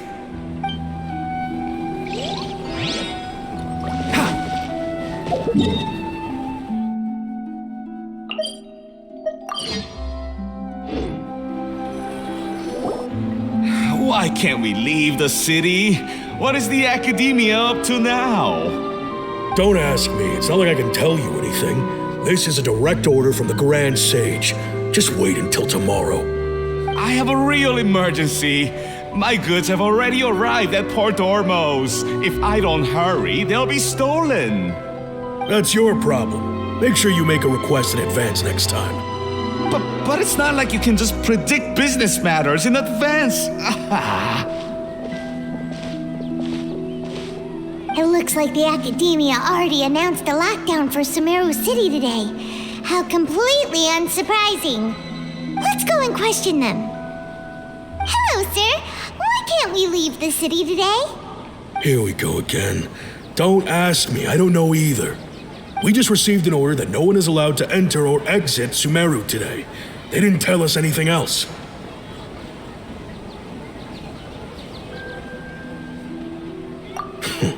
Angering me won't get you anywhere. If I had that kind of insider info, I would have left this stupid post long ago. It looks like he really doesn't know.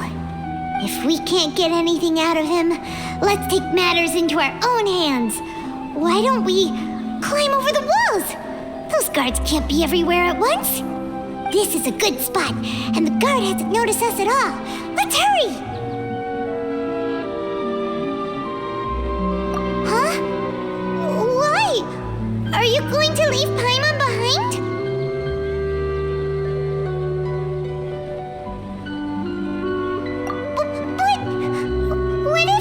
Really weird out there and you get into some trouble, then Paimon won't be able to help you.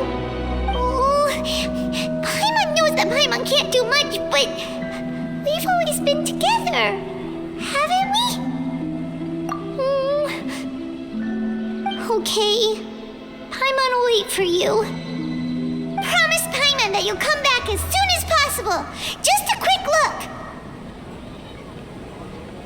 And please, be careful.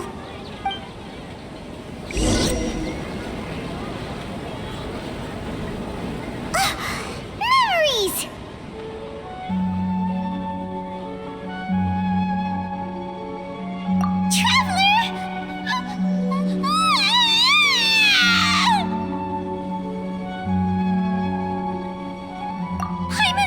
Paimon would never see you again!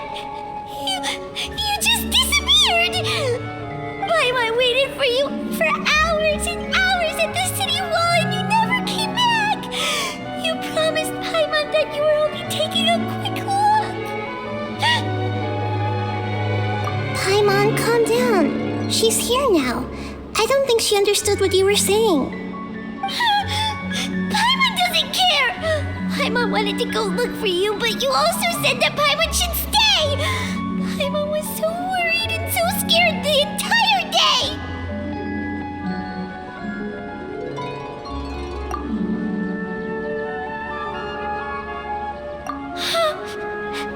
Okay, Paimon will forgive you.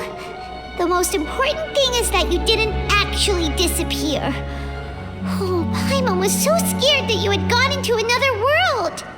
Okay, Paimon, can you tell us your perspective of what really happened yesterday? I see. Using two people's different perspectives. After that, you left the city. Paimon kept her eyes on you the whole time, but then you disappeared in an instant.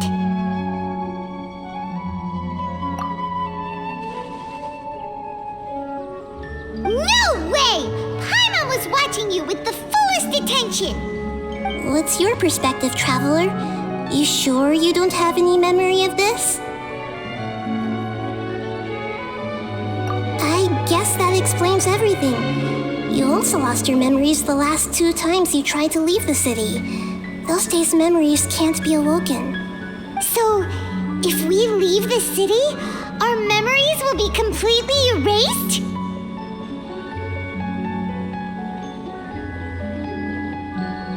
It really sounds like something big outside of the city is being hidden on purpose.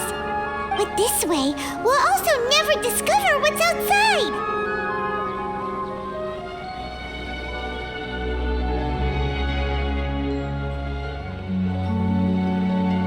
Something like a message?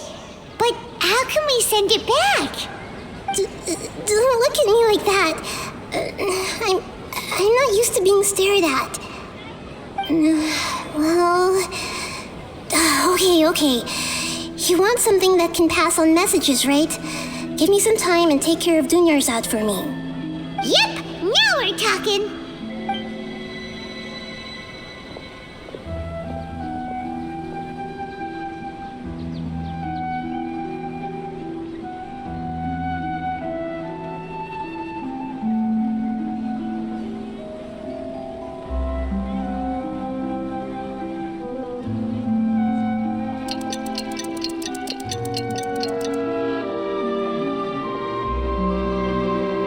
done. Here you go. What? Isn't this just an Akasha terminal? He made some little changes. Akasha terminals are already capable of sending messages. I just tweaked it so that it could connect to any node. To make something like this?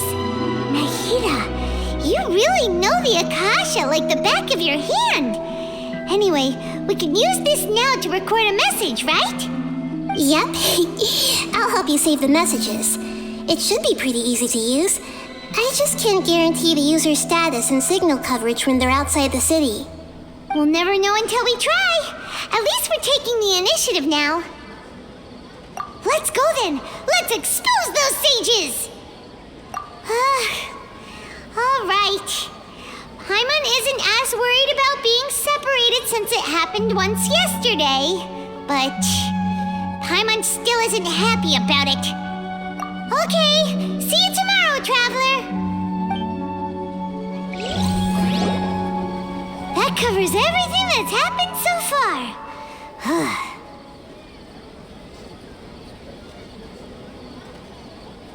Yes, although the signal was choppy and had some interference, we still managed to receive 2 messages from you when you were outside.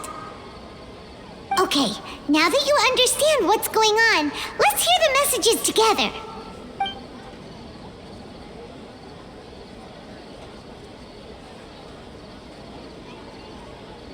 Can't go back. There are countless spaces here. Our Sub-Zero's festival in Sumeru City is just one of them. I've entered another space. Before me are flowing sandstone and howling fish. Impossible and surreal sights. All these spaces are empty, except for the occasional ones that contain mute puppets rather than people.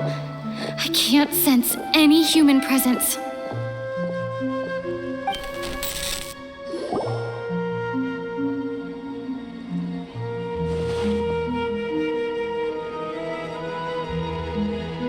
That's one heck of an info dump. It sounds like you left the Sumeru city space when you set foot outside of the walls. But everything looked completely normal when Paimon was looking out from the inside. That's unbelievable. And if we take your word for it, the other spaces all had very weird contents. There's another part here. We only received it last night. These spaces have been disappearing, one after the other, absorbed by something like a sun in the sky. And now, even the final space has also disappeared. Behind me, a lot of spaces just appeared again from thin air. I get it now. Those spaces are actually...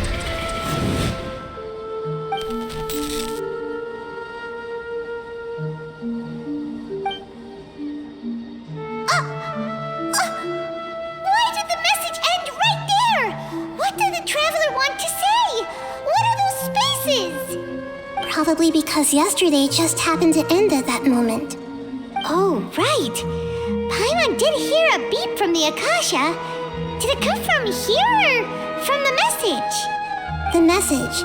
It should have come from the Traveler's Akasha terminal. After the beep, Traveler said even the final spaces also disappeared. Traveler, what do you think that final space could have been?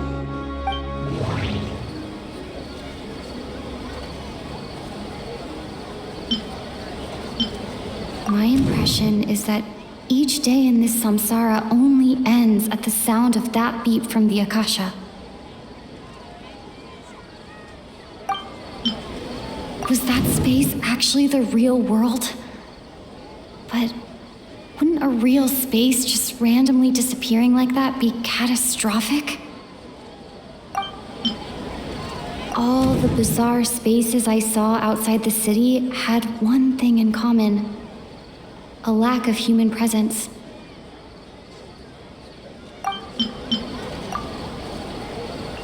Oh, so that's what it is! After the sound of the beep, the final space, the Sub-Zero's festival, also disappears, and we're taken to the next day. Later on, Traveler also mentioned a bunch of new spaces materializing behind them. Do lots of new spaces appear every day? Paimon's head is spinning. Just what are these spaces anyhow? Well, consider this. For all the horrors of the Archon War, at its heart, it was just a game where a bunch of gods fought over 7 seats. So no matter how strange or spooky things may look on the surface, maybe all they point to in the end is a small and simple secret. Wow, the Archon War, huh? That's an analogy and a half.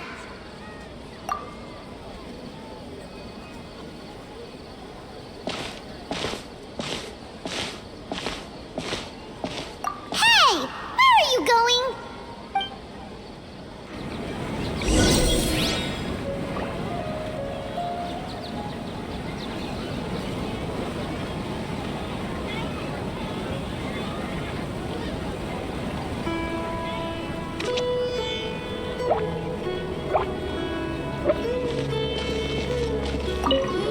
Well, consider this. For all the horrors of the Archon War, at its heart, it was just a game where a bunch of gods fought over 7 seats. So no matter how strange or spooky things may look on the surface, maybe all they point to in the end is a small and simple secret.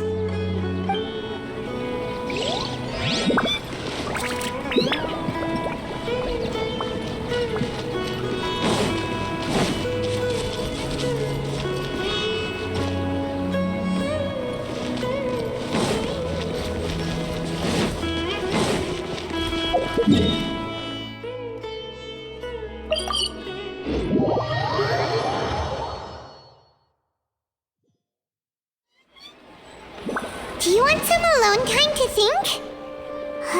Alright then, Paimon won't disturb you.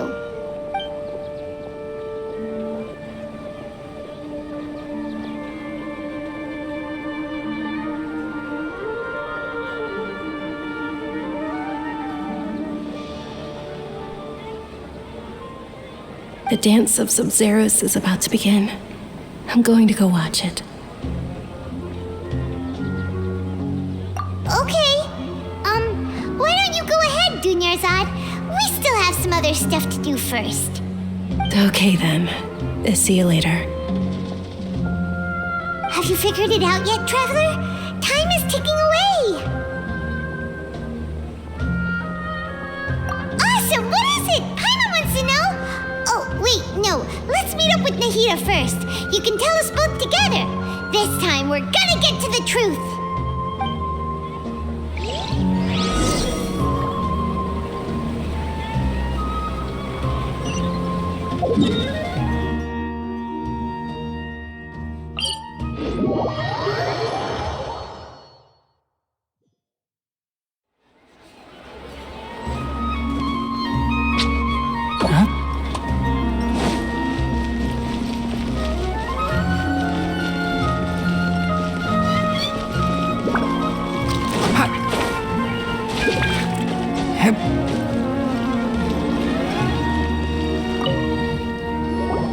You're back! I've been waiting forever for you two. Judging by the looks on your faces, are you ready to take your Sub-Zero's exam and graduate from the festival? Okay, first off, have you discovered the hidden truth?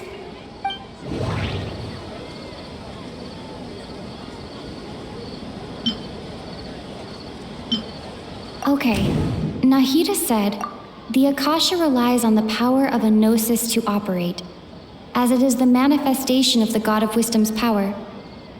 It compiles the wisdom of the entire populace, and it grants knowledge to the people.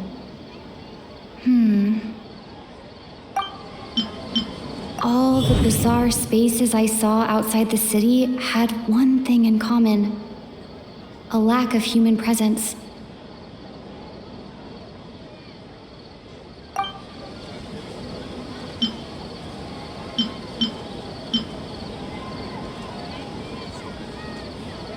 Those spaces remind me of dreams, like the one I had in the Avidia forest, except these have no sign of human presence.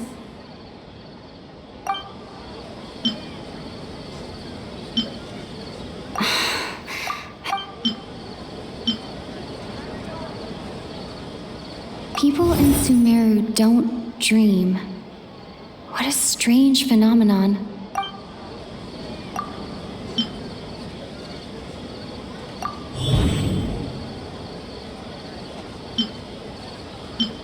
We are all in a dream.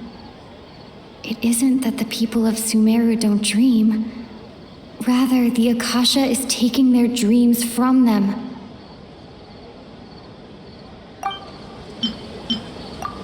People in Sumeru think they don't dream, but the truth is the Akasha steals their dreams without them knowing it. And those spaces with no human presence are stolen dreams without their host. That would explain why they sounded so weird when she was trying to describe them. Huh. So people in Sumeru do dream after all. In fact, we're all in one big dream together right now. Correct answer. Now, how did you conclude that the Akasha is capable of this?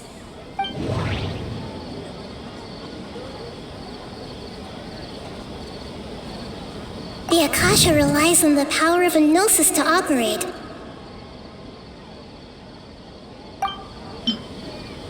It is the manifestation of the God of Wisdom's power.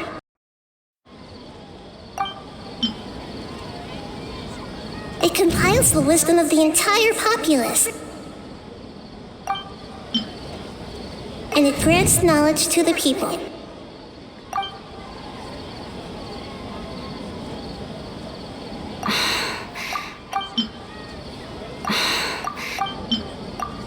Oh, okay. Those dream-controlling creatures in the forest also get their power from the Dendro Archon, right? That would explain why the Akasha has the ability to control people's dreams, too. But is stealing everyone's dreams really how the Akasha compiles their wisdom? Isn't there anything more to it than that? Dreams are fantastical, complex, and full of imagination. People's brains are the most active when they're dreaming. In other words, dreams are rich bundles of human wisdom. So, in other words, the complete opposite of how Hypatia understood it. Paimon remembers her saying that the sages think dreams are foolish delusions, and the fact that no one dreams is a blessing from Greater Lord Rukkhadevata. So it was all a dirty trick? The real story is that the sages from the Academia are using the Akasha to steal people's dreams for their own use, huh?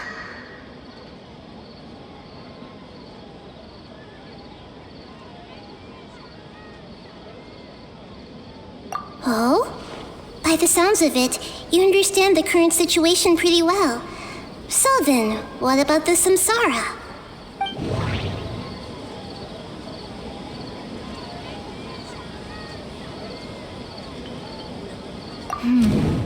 The beep is a prompt tone for Akasha operations. We still hear it every night, even though we removed our Akasha terminals. Those spaces kept disappearing before my eyes. But as soon as that beep sounded, many more spaces materialized. Those dreamscapes kept vanishing. But as soon as that beep sounded, more new spaces appeared.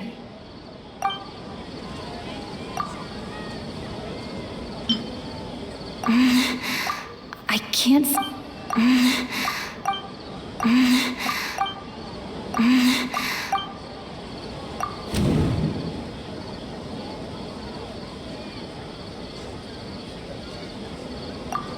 Correct. The Akasha is keeping each person's brain in a constant dream state, but also separating their consciousness from their own dream. Their disembodied consciousness is placed inside the collective dream of the Sub-Zero's festival along with everyone else's, while their now vacant dreams are harvested by the Akasha. No one is any the wiser as another day passes in the dream, and so begins another samsara cycle. People wake up to yet another dream about the Sub-Zero's festival. The dreams that belong to them are once again harvested by the Akasha, and so it continues. So, this is like a dream factory, and the Akasha is a dream harvesting machine. Did Paimon get that analogy right? Very good, Paimon. Using analogies well is an excellent habit to get into. Okay, so that beep we keep hearing is actually from our real-life Akasha terminals. Taking off our terminals in this stream doesn't do anything. All right, last question. Who am I?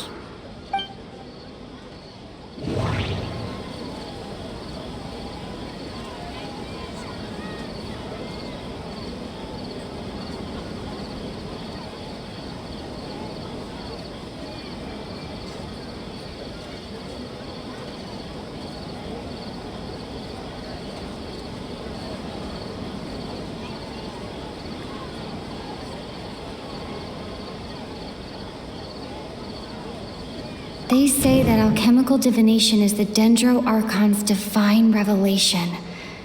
So then, if Nahida has referred to herself as the moon...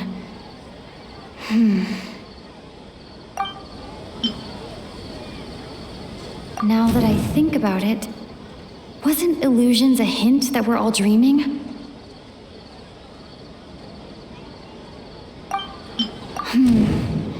Now that I think about it, wasn't illusions hinting at the sage's deception of Sumeru's people?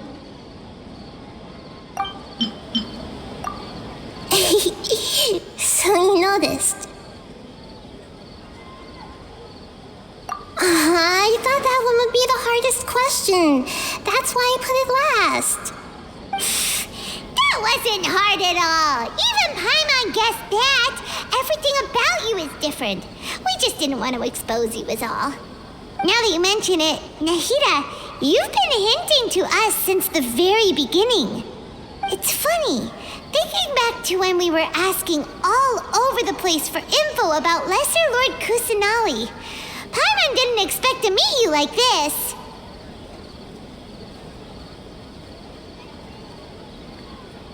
Yes, those can wait until we're back in real life.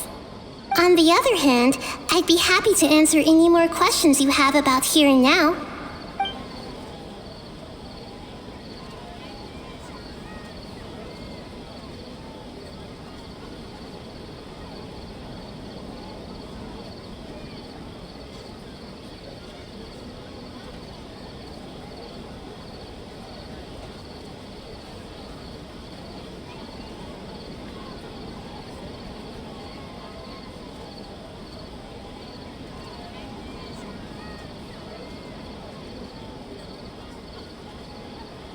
You asked me this question before. My answer was, it would literally blow your minds. Now that you know this is all a dream, this answer should hopefully make more sense. Have you heard the saying, don't wake a sleepwalker? Likewise, if someone suddenly had told you all this instead of you learning it on your own, your notion of reality and dream would be thrown into irreversible confusion. I couldn't expose you to that kind of risk.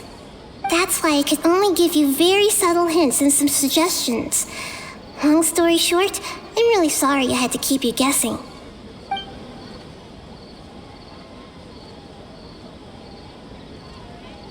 Firstly, this dream we're in is completely based on reality.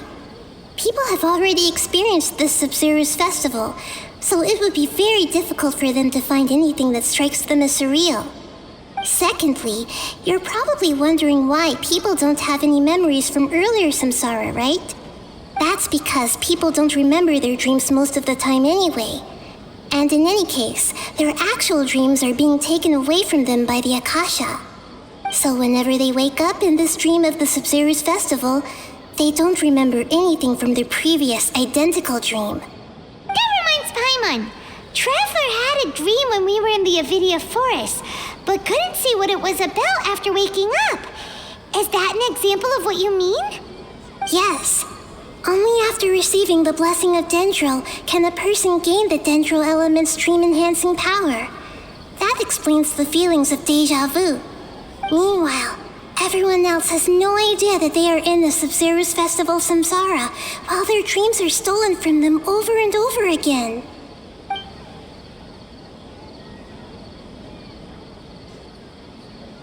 Can humans really keep dreaming forever like this? Will it ever end? And if so, when? We might say your mental fatigue has already answered this question. Eventually, there's only so much that people can tolerate. Especially those whose health is compromised to begin with, like Dunyarzad. This relentless exploitation takes an even harder toll on them. People's lives are at stake here, and nobody knows a thing! We've got to put a stop to this!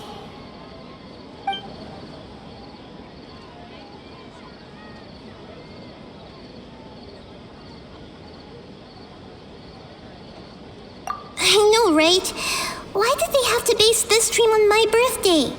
Could it really just be a coincidence? Even you don't know the reason? Wow, now that's strange. The Academia sages are determined to harvest lots of dreams in a short time, no matter the cost. They have to be up to no good. Unfortunately, I don't know anything about it. Traveler, do you have any information?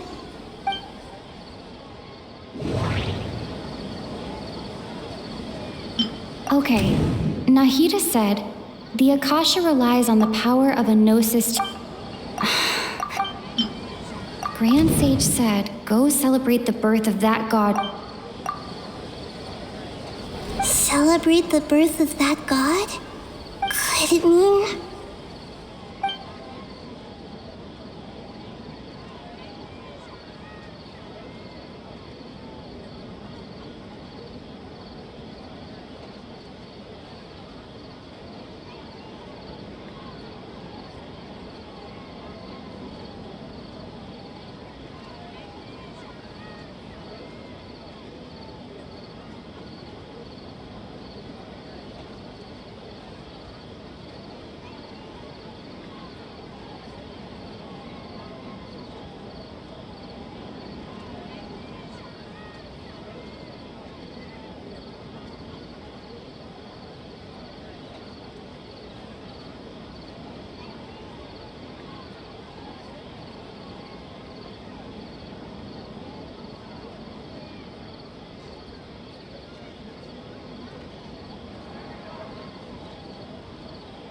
Deceiving the people of Sumeru with no regard for their safety. No matter what they're trying to do, this is unforgivable. After we end the Sub-Zero's festival, Samsara, we have to look into them. How can the sages of the Academia do this behind their Archon's back? This is ridiculous! In the end, I'm just the moon. The real sun is long gone. A sun and a moon? Nahida's talking in riddles again.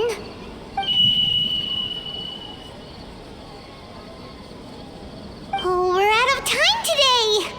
I'll tell you how to break free of the samsara tomorrow. See you then.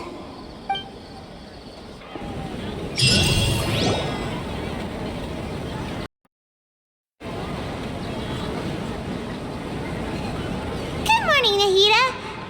Wait. Now that Paimon remembers everything, should we instead say good morning, Lesser Lord Kusanali?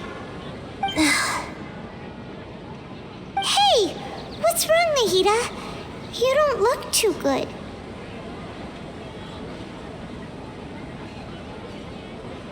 I'm afraid that what you're thinking right now is correct. Did Dunyarzad already disappear? No way! Are we too late? The real Dunyarzad's consciousness has indeed disappeared. It can no longer endure the constant dream harvesting.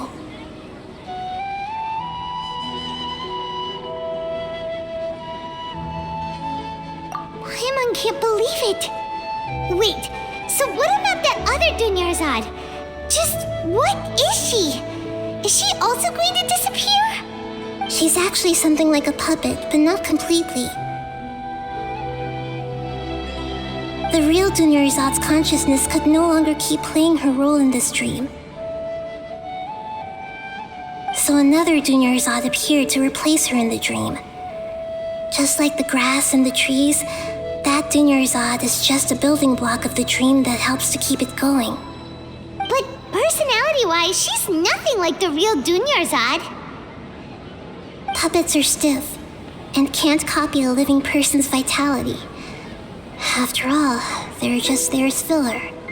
You know, speaking of which, the old Dunyarzad might not have been too different from a puppet. Dunyarzad truly believed that she met you within her consciousness, and it was you who inspired her. So you do remember her after all. Yes. Back then, her family was overly protective of her. No one cared about her personality or thoughts.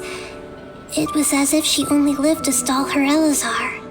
I just gave her a little wisdom so she could look at life in a new way, so that she could be her own person. But even so, she still...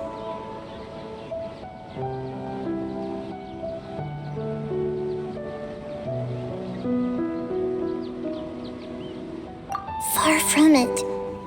I'm still a long way off from being a real Archon. I couldn't even save her.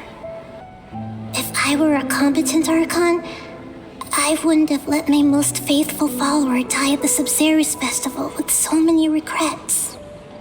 Please don't beat yourself up over it, Nahida. It's the Sage's fault, and theirs alone. I'm not beating myself up. All I did was to rationally observe the distance between myself and a real Archon. Don't be like that, Nahida. Even real Archons are still allowed to be sad.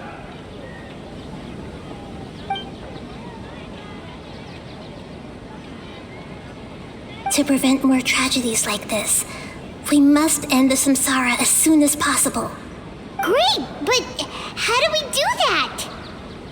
Although the Sub-Zerus Festival dream is under the Akasha's control, only humans can dream. Even the Akasha is unable to create them. That means this dream belongs to a host who created it. Huh? So, how should we find that person? Well, if this is someone's dream, then everything here must come from deep within their consciousness. Which means, with the power of imagination, they can change anything in this dream. Imagination? What do you mean by that? Imagination means breaking through what you perceive as normal. Like when the server at the tavern brings a plate to you, you'd naturally assume that food is on it. However, if you're the dream's host and you become aware that you're dreaming, when you imagine gold and mora on the plate, the dream will respond in kind, and the server really will bring you gold and mora. But right now, our host is unaware that this is a dream. No matter how many times they're served, it will always be food. Find some way to make that person realize that they're dreaming. Usually, once that happens, the person will wake up and the dream samsara will be broken. How are we going to find them, though? If it could be anyone, it'd be like looking for a needle in a haystack. And even if we did find them, how are we supposed to make them realize they're dreaming? After all, like you said, don't wake a sleepwalker. It's extremely difficult, yes. But the only ones who can do it are you two. Remember, everything you've achieved up to this point has all been for the sake of finding the host and ending the samsara. As for me, during this time, I'll be out of town. Out of town? Are you going to that place full of dreams where the traveler went? Yes, I want to try something. There must still be a small wisp of possibility. Hurry and go. Dreams are supposed to be fantastical, romantic, and full of pleasant surprises. Unnecessary things like this samsara need to end. Paimon's still a little upset that we've come this far only for Dunyarzad to... She was such a good person, with such a simple wish. But fate was against her. Yeah, saving Dunyarzad is what kept us going this whole time. But we mustn't lose hope, Traveler. Dunyarzad would definitely want to see us save everyone else. So let's break the samsara for her sake. Paimon's wondering, do you think the sages would get one of their own to be the host of this stream? Feels like it would be easier to control it that way, no?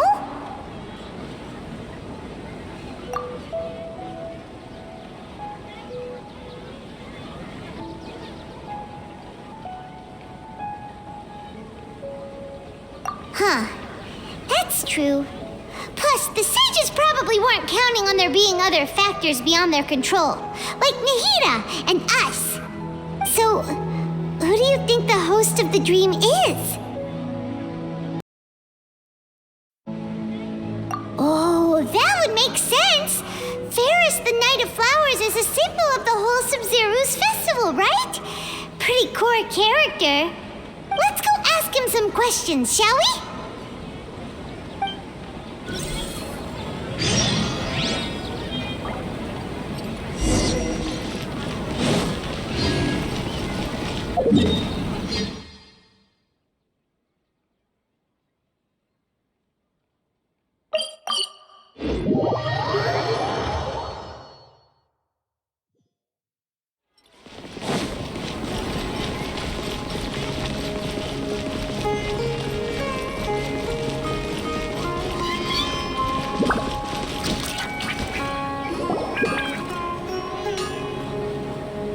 You're back. You left in a hurry last time. Is everything okay?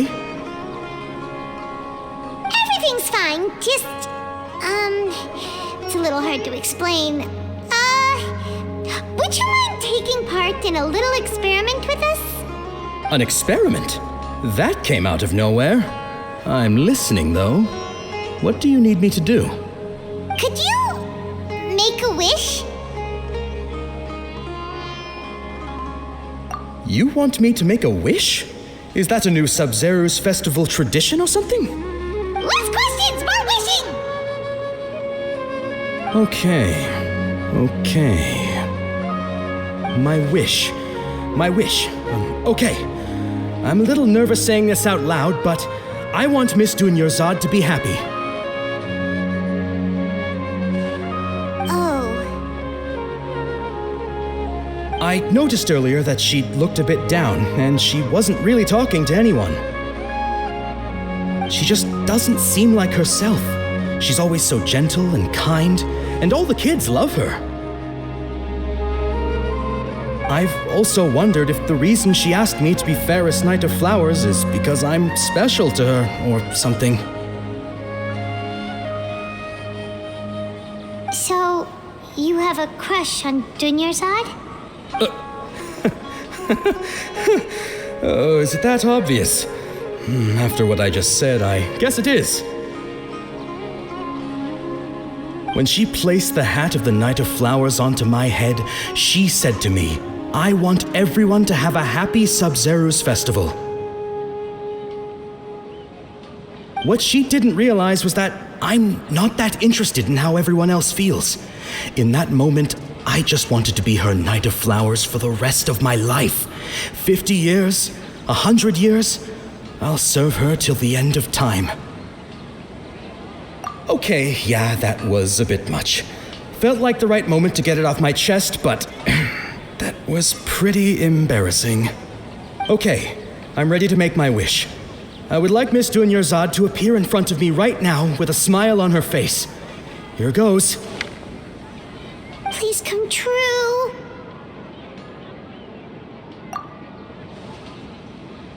I'm gonna open my eyes. Oh, you're... What? Faki? Sorry, but only one portion of Yalda candies per person. Back home you go. Nice try, you two. Anyway, never mind. I don't need to see her appear right in front of me. As long as she's happy. Guess he isn't the host of this stream after all. Should have expected it wouldn't be this easy.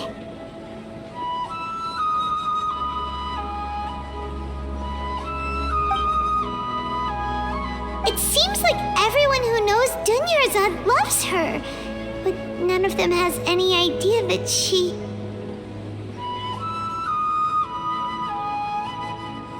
My lady, step back. That sounds like Dia! Oh, right. This is when Dunyarzad bumps into the kidnappers. Huh? But Dia can handle them! Hey, Traveler!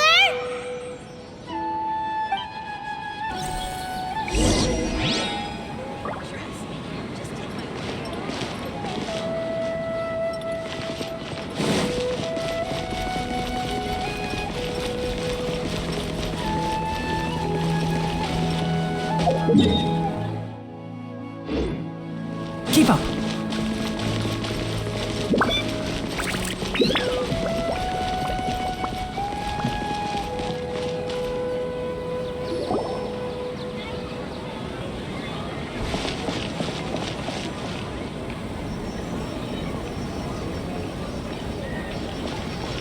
Oh, it's you. Great timing. Please take... Hey, this is my job. The Homayanis pay me, not you. You... fine, all right. Knock yourself out. Why are you so worked up anyway? It's not like I don't trust your fighting skills. Anyway, watch yourself.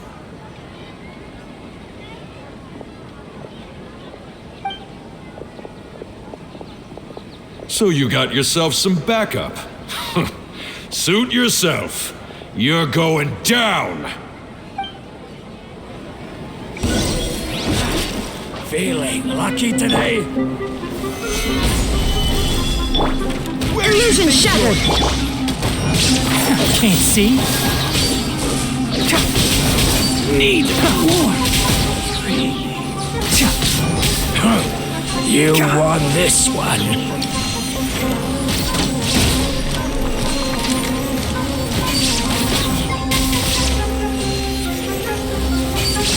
I'll be back.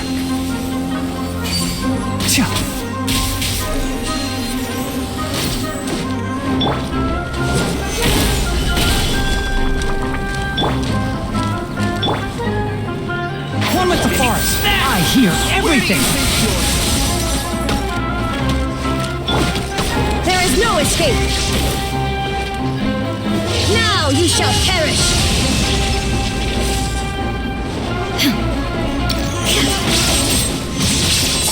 I'll be back.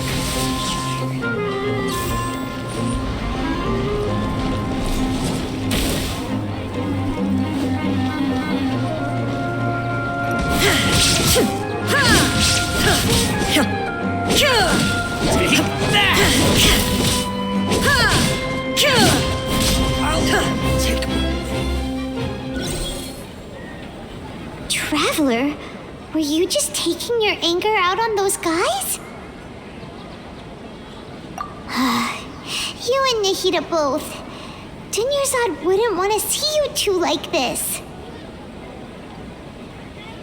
Oh, and speaking of her, Paimon just remembered something. Remember how during the first Sub-Zero's festival, before the Samsara started, we came here with Dunyarzad because she wanted to pick something up? She said it was because she had forgotten something. Okay, so Paimon's memory is working so far. Anyway, Paimon also remembers that she is staying somewhere around here. She pointed it out to us the night before the Sub-Zero's festival.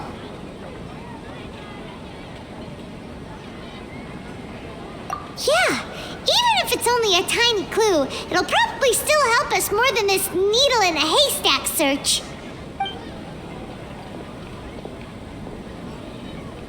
This is the place. It's rude to enter other people's spaces without permission, but desperate times call for desperate measures. Hey, the windows are unlocked. Okay, Paimon's gonna take a peek inside.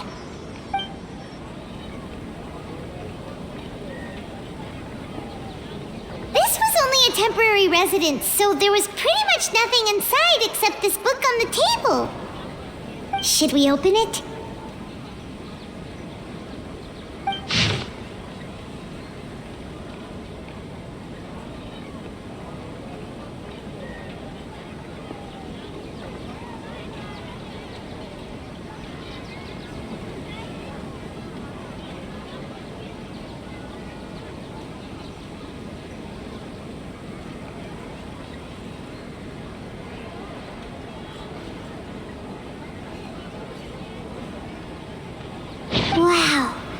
Dunyarzad wrote all of this. Sounds like she was always thinking of us even while we were away. Even though she was also busy preparing for the Sub-Zero's festival and had all her health problems to worry about. She must have wanted to give this to us as a gift on the day of the Sub-Zero's festival, right? If we hadn't found this book, we never would have known. But now that we know, we can't even thank her. Hey! Where are you off to now?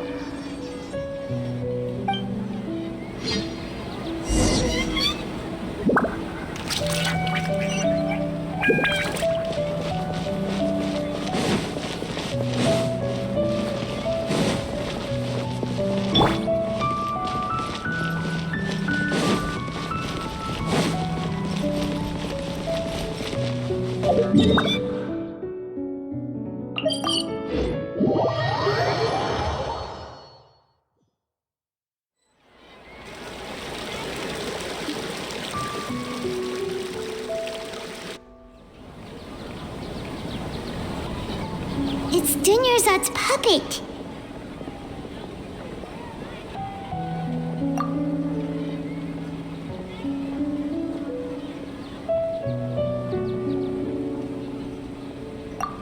Traveler?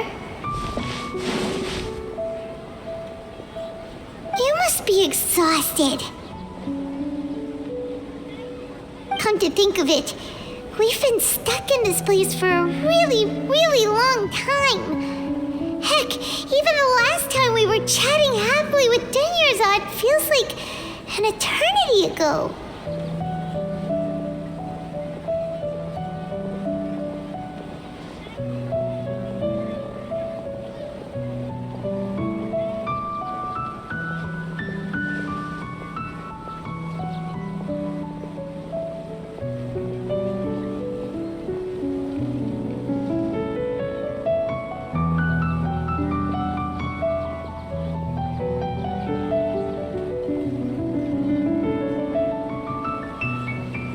Paimon still remembers when we were sitting here, and the way her eyes sparkled when she talked about Milu's Dance of Sub-Zerus. There will always be frustrations in life, but I know that the point of living is not to leave behind any regrets.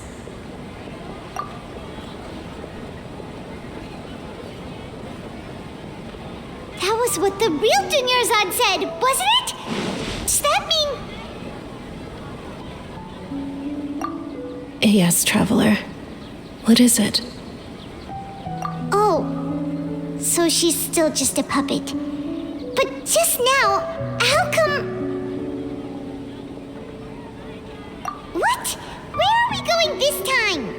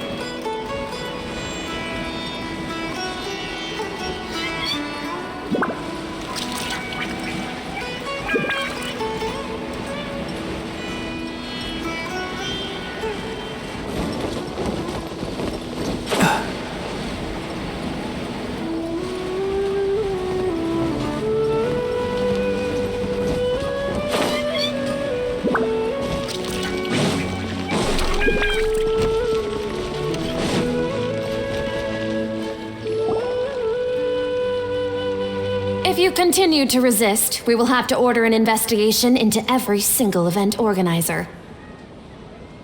The Grand Sage has already granted you much leniency. I advise that you exercise tact. How did things turn out like this?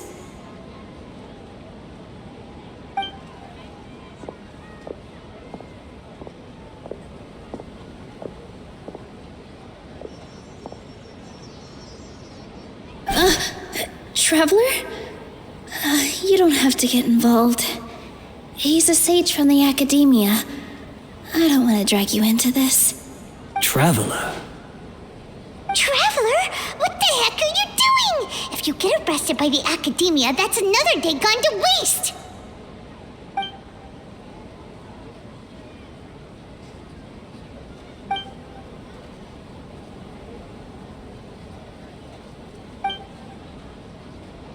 Wait, they're not reacting! Have they been scared stiff? Oh, of course! If this is the Sage's plan, they wouldn't put themselves through this! So they're just substitutes! What is this? What happened to the Grand Sage and his entourage?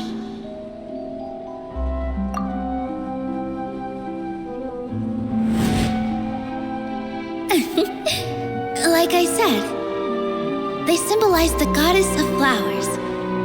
It's just a shame that all the real Padisaras went extinct after her death. Yes, the Greater Lord brought forth new Padisaras in memory of the goddess of flowers, but she ultimately could never truly replicate that beautiful shade of purple.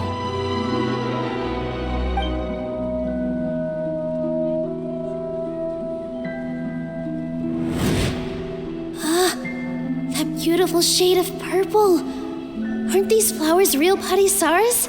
Just like the ones from the legend? I didn't even notice. Dunyarzad, did you find these? But didn't you just say all the real flowers went extinct after the goddess of flowers passed away? So, Al? Yeah. What's going on here? Huh? You guys are acting weird. But okay, I'll try.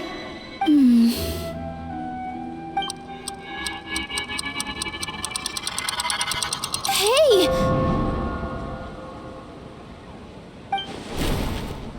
They disappeared! So Nilu's the host! What a surprise! Purple Padisaras don't exist in the real world anymore! But in Nilu's subconscious, there's decorations on the stage! It's just like the example Nahida told us. People assume there will be food on a plate, and Nilu assumed there would be real Padisaras in the flower pots. So when you saw the flowers, you instantly knew it was Nilu? But if we want to end the samsara, we need the host to become aware that they're dreaming. How should we make Nilu realize that? Am I dreaming? Huh? So I'm right.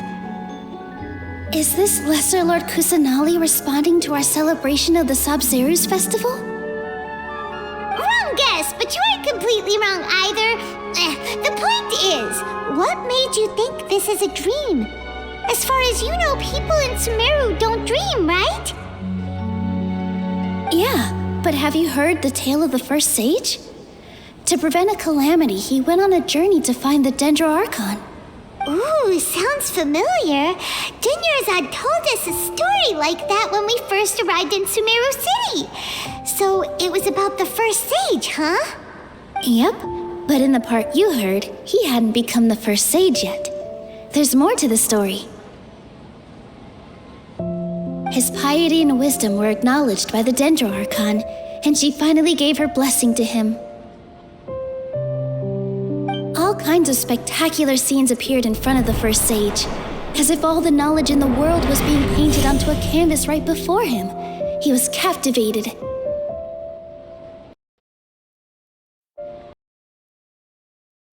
Who knows how? All the knowledge he could comprehend. Afterward, he said to the Dendro Archon, "I miss my parents, my wife, and my children. I've been away from home for far too long. They must be worried." The Dendro Archon smiled. The next second, the sage found himself lying in his bed, as if he had just woken up from a dream. His wife, lying next to him, said, "You're off to search for the Dendro Archon today, aren't you?" Have a safe journey, my love. In the end, the first sage took care of many disasters in Sumeru City and founded the Academia. What a happy ending. So, the first sage was dreaming ever since the beginning of the story? He never went on his journey? Yes, but his faith and determination were conveyed to the Dendro Archon, so she blessed him in the form of a dream. Paimon understands where you're coming from now. That's a really interesting connection. But we really gotta wake up soon, like the sage in the story. I see. Well, it just so happens that today's Sub-Zero's festival is almost over too.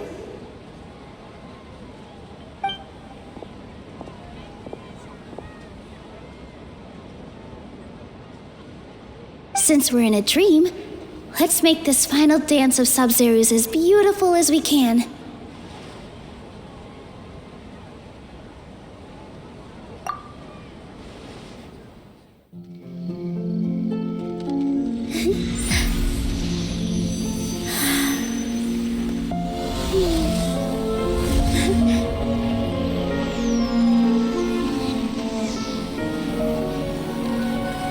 The wait is over, everyone. I dedicate this to our god, the dance of Sub-Zero's.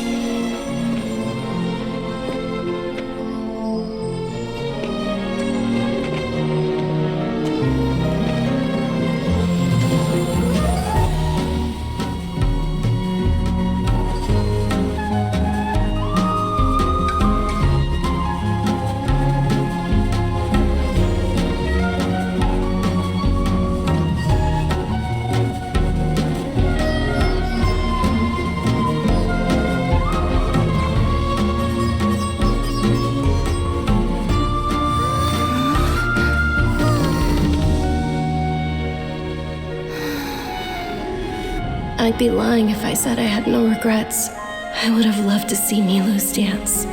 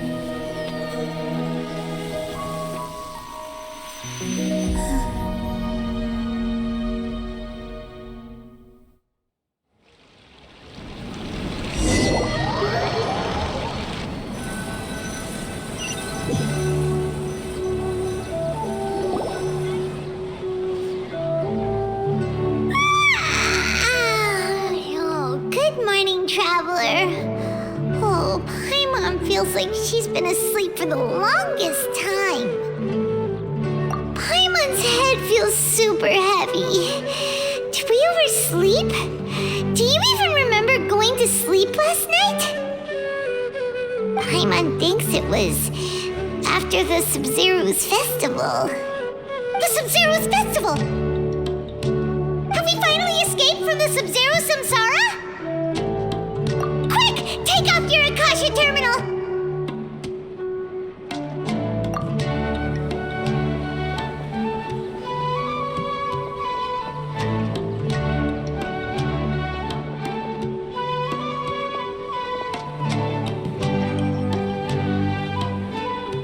She's not in her room. What happened? Huh? What usual spot?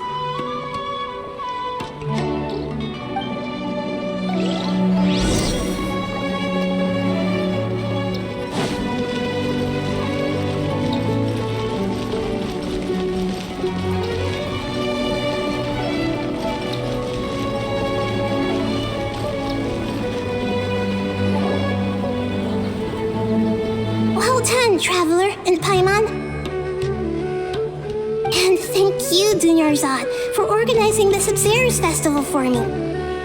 I'm sorry, who are... Dunyarzad! You're okay! Oh, Traveler Paimon, I have something amazing to tell you. I just had a dream, and I saw Nilou performing the dance of Sub-Zerus.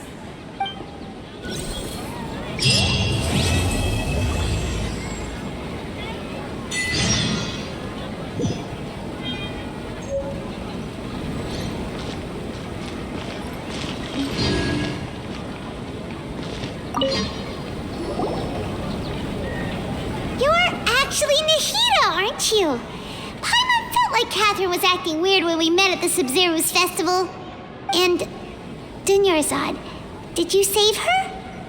It's a really long story. We shouldn't disturb her. Her consciousness is still weakened. Let's chat somewhere else. How about by the Traveler's favorite bench?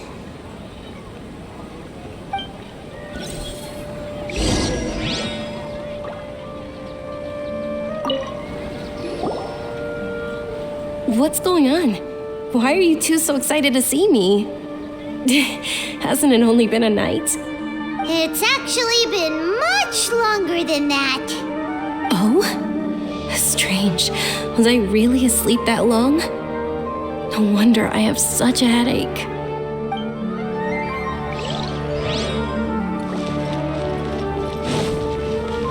Keep up.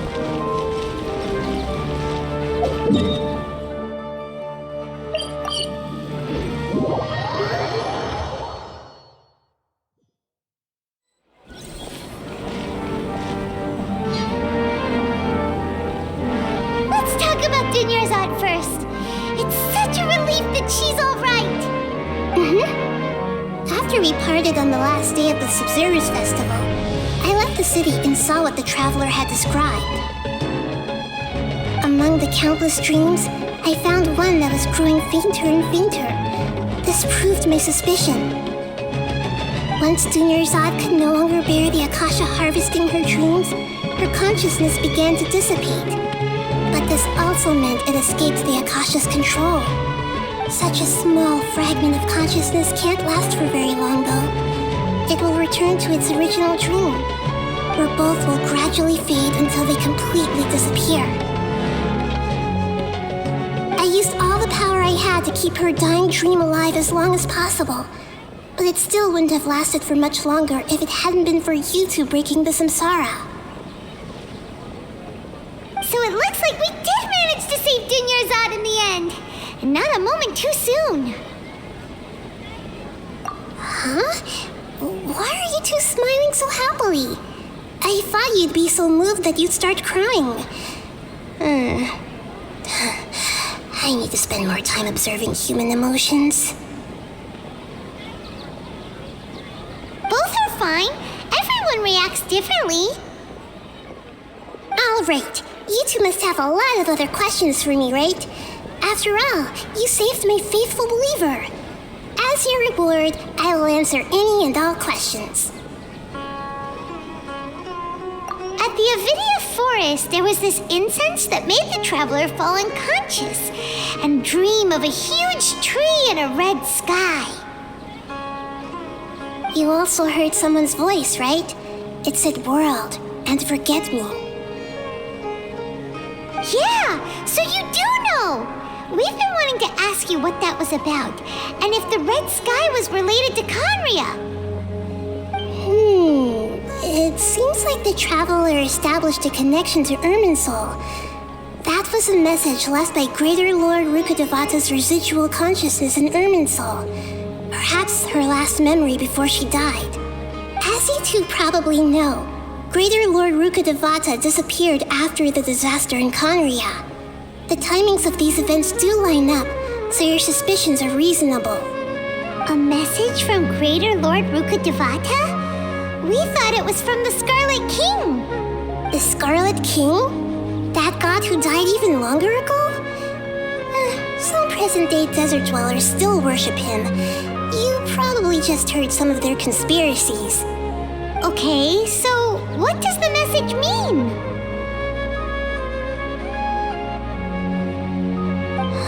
I still haven't managed to decipher it. Even the Akasha isn't currently capable of doing that. Greater Lord Rukkhadevata's residual consciousness in Irminsul seems to be contaminated with something that has a very dangerous aura to it.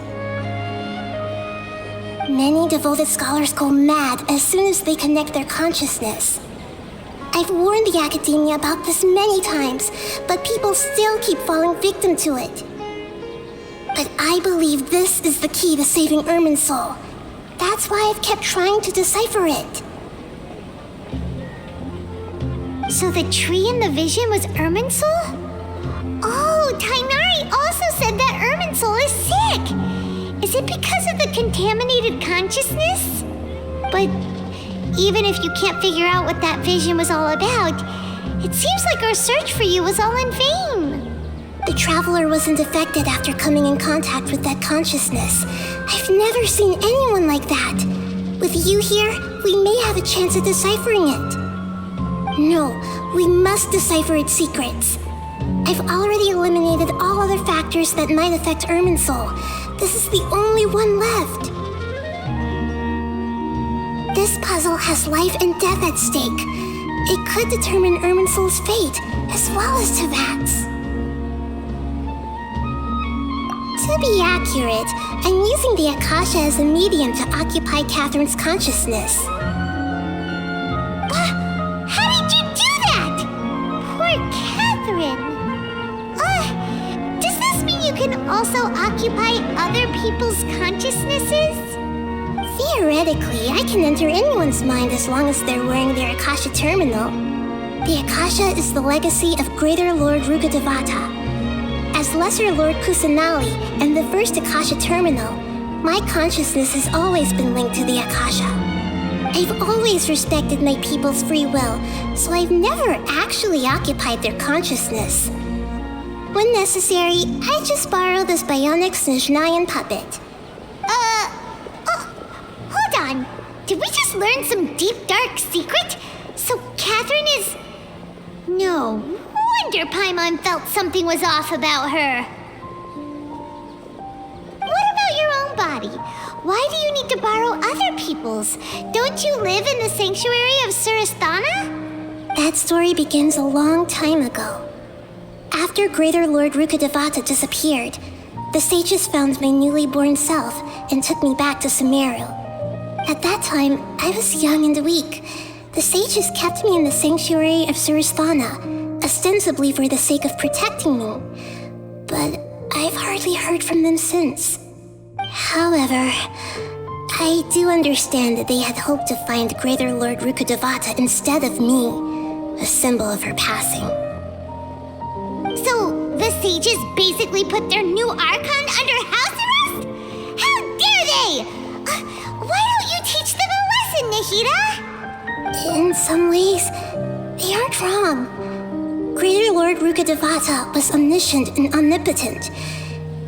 Even after her death, the Akasha is still empowering this nation. And I'm still really far away from being able to call myself the God of Wisdom. Moreover, the academia is also more proficient at governing this country. My existence has little meaning. Yeah, you got a lot of believers. Just look at the Sub-Zero's festival. Everyone who showed up truly loves you. Thank you for the kind words. But I honestly don't need physical freedom as long as I can connect my consciousness to the Akasha. Trying to find a way to save Irminsul is my life's mission and top priority. I will work on that and try to live up to being a deity in the meantime. Every once in a while, I will also take up the duties of the God of Wisdom and enlighten a lost soul here and there. Doing all that should be enough. There's never been any big problems with the Academia's governance of Sumeru. This is the first time I've seen them step out of line. I wonder what caused them to go down this path and what they hope to achieve. Even though the city's residents haven't noticed anything strange, if the traveler hadn't broken the Sub-Zero samsara, the situation could have become dire. I tried to do some investigating in the Akasha, but I couldn't find anything suspicious, and all the people of interest seemed to purposely avoid wearing their Akasha terminals. I think they're deliberately trying to hide something. Oh, that reminds Paimon. In Gandharvaville, there was a sage who had invited Kainari to join some kind of project. Could it be related? Regardless, I need to first investigate the sage's motives, make things right, and punish them if needed. But I'll have to be discreet, or they'll see me coming. You mean how the Akasha stops you from having dreams? Yeah, it's been such a long time. No one's noticed something's up? It's not that no one noticed. It's more like no one cared. Ultimately, it's all rooted in the sage's misdirection. Misdirection?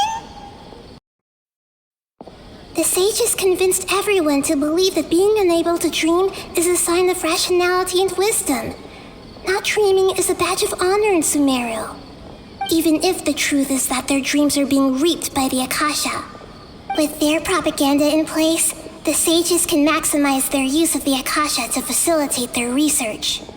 Besides, Greater Lord Rukkhadevata must have created the Akasha in the hopes that it could be used to its full potential. That's why I've never come out strongly against this. Anyway, the perspective advocated by the sages drowned out any voices of doubt. By now, even those who never use Akasha terminals find it too shameful and embarrassing to talk about their dreams. Got it. I hope my answers were satisfactory, seekers of knowledge. To be honest, maintaining Dunyarzad's fading dream took a lot of mental energy. I think I may need to rest for a while. Oh, and you don't need to worry too much about the sage's activities for now. The Akasha won't be able to conduct another project on the scale of the Sub-Zero's Samsara in the immediate future. Go and get some sleep. Leave everything to us. What a relief. This is truly the most exhausting birthday I've ever had. Traveler? Paimon? Why am I here? Do either of you know? Maybe you were sleepwalking. You know you can't wake up a sleepwalker. We happened to walk by, so we thought we'd wait for you to wake up. I see. I should visit my maintenance personnel sometime. Oh, I'm fine. I better go. Thank you.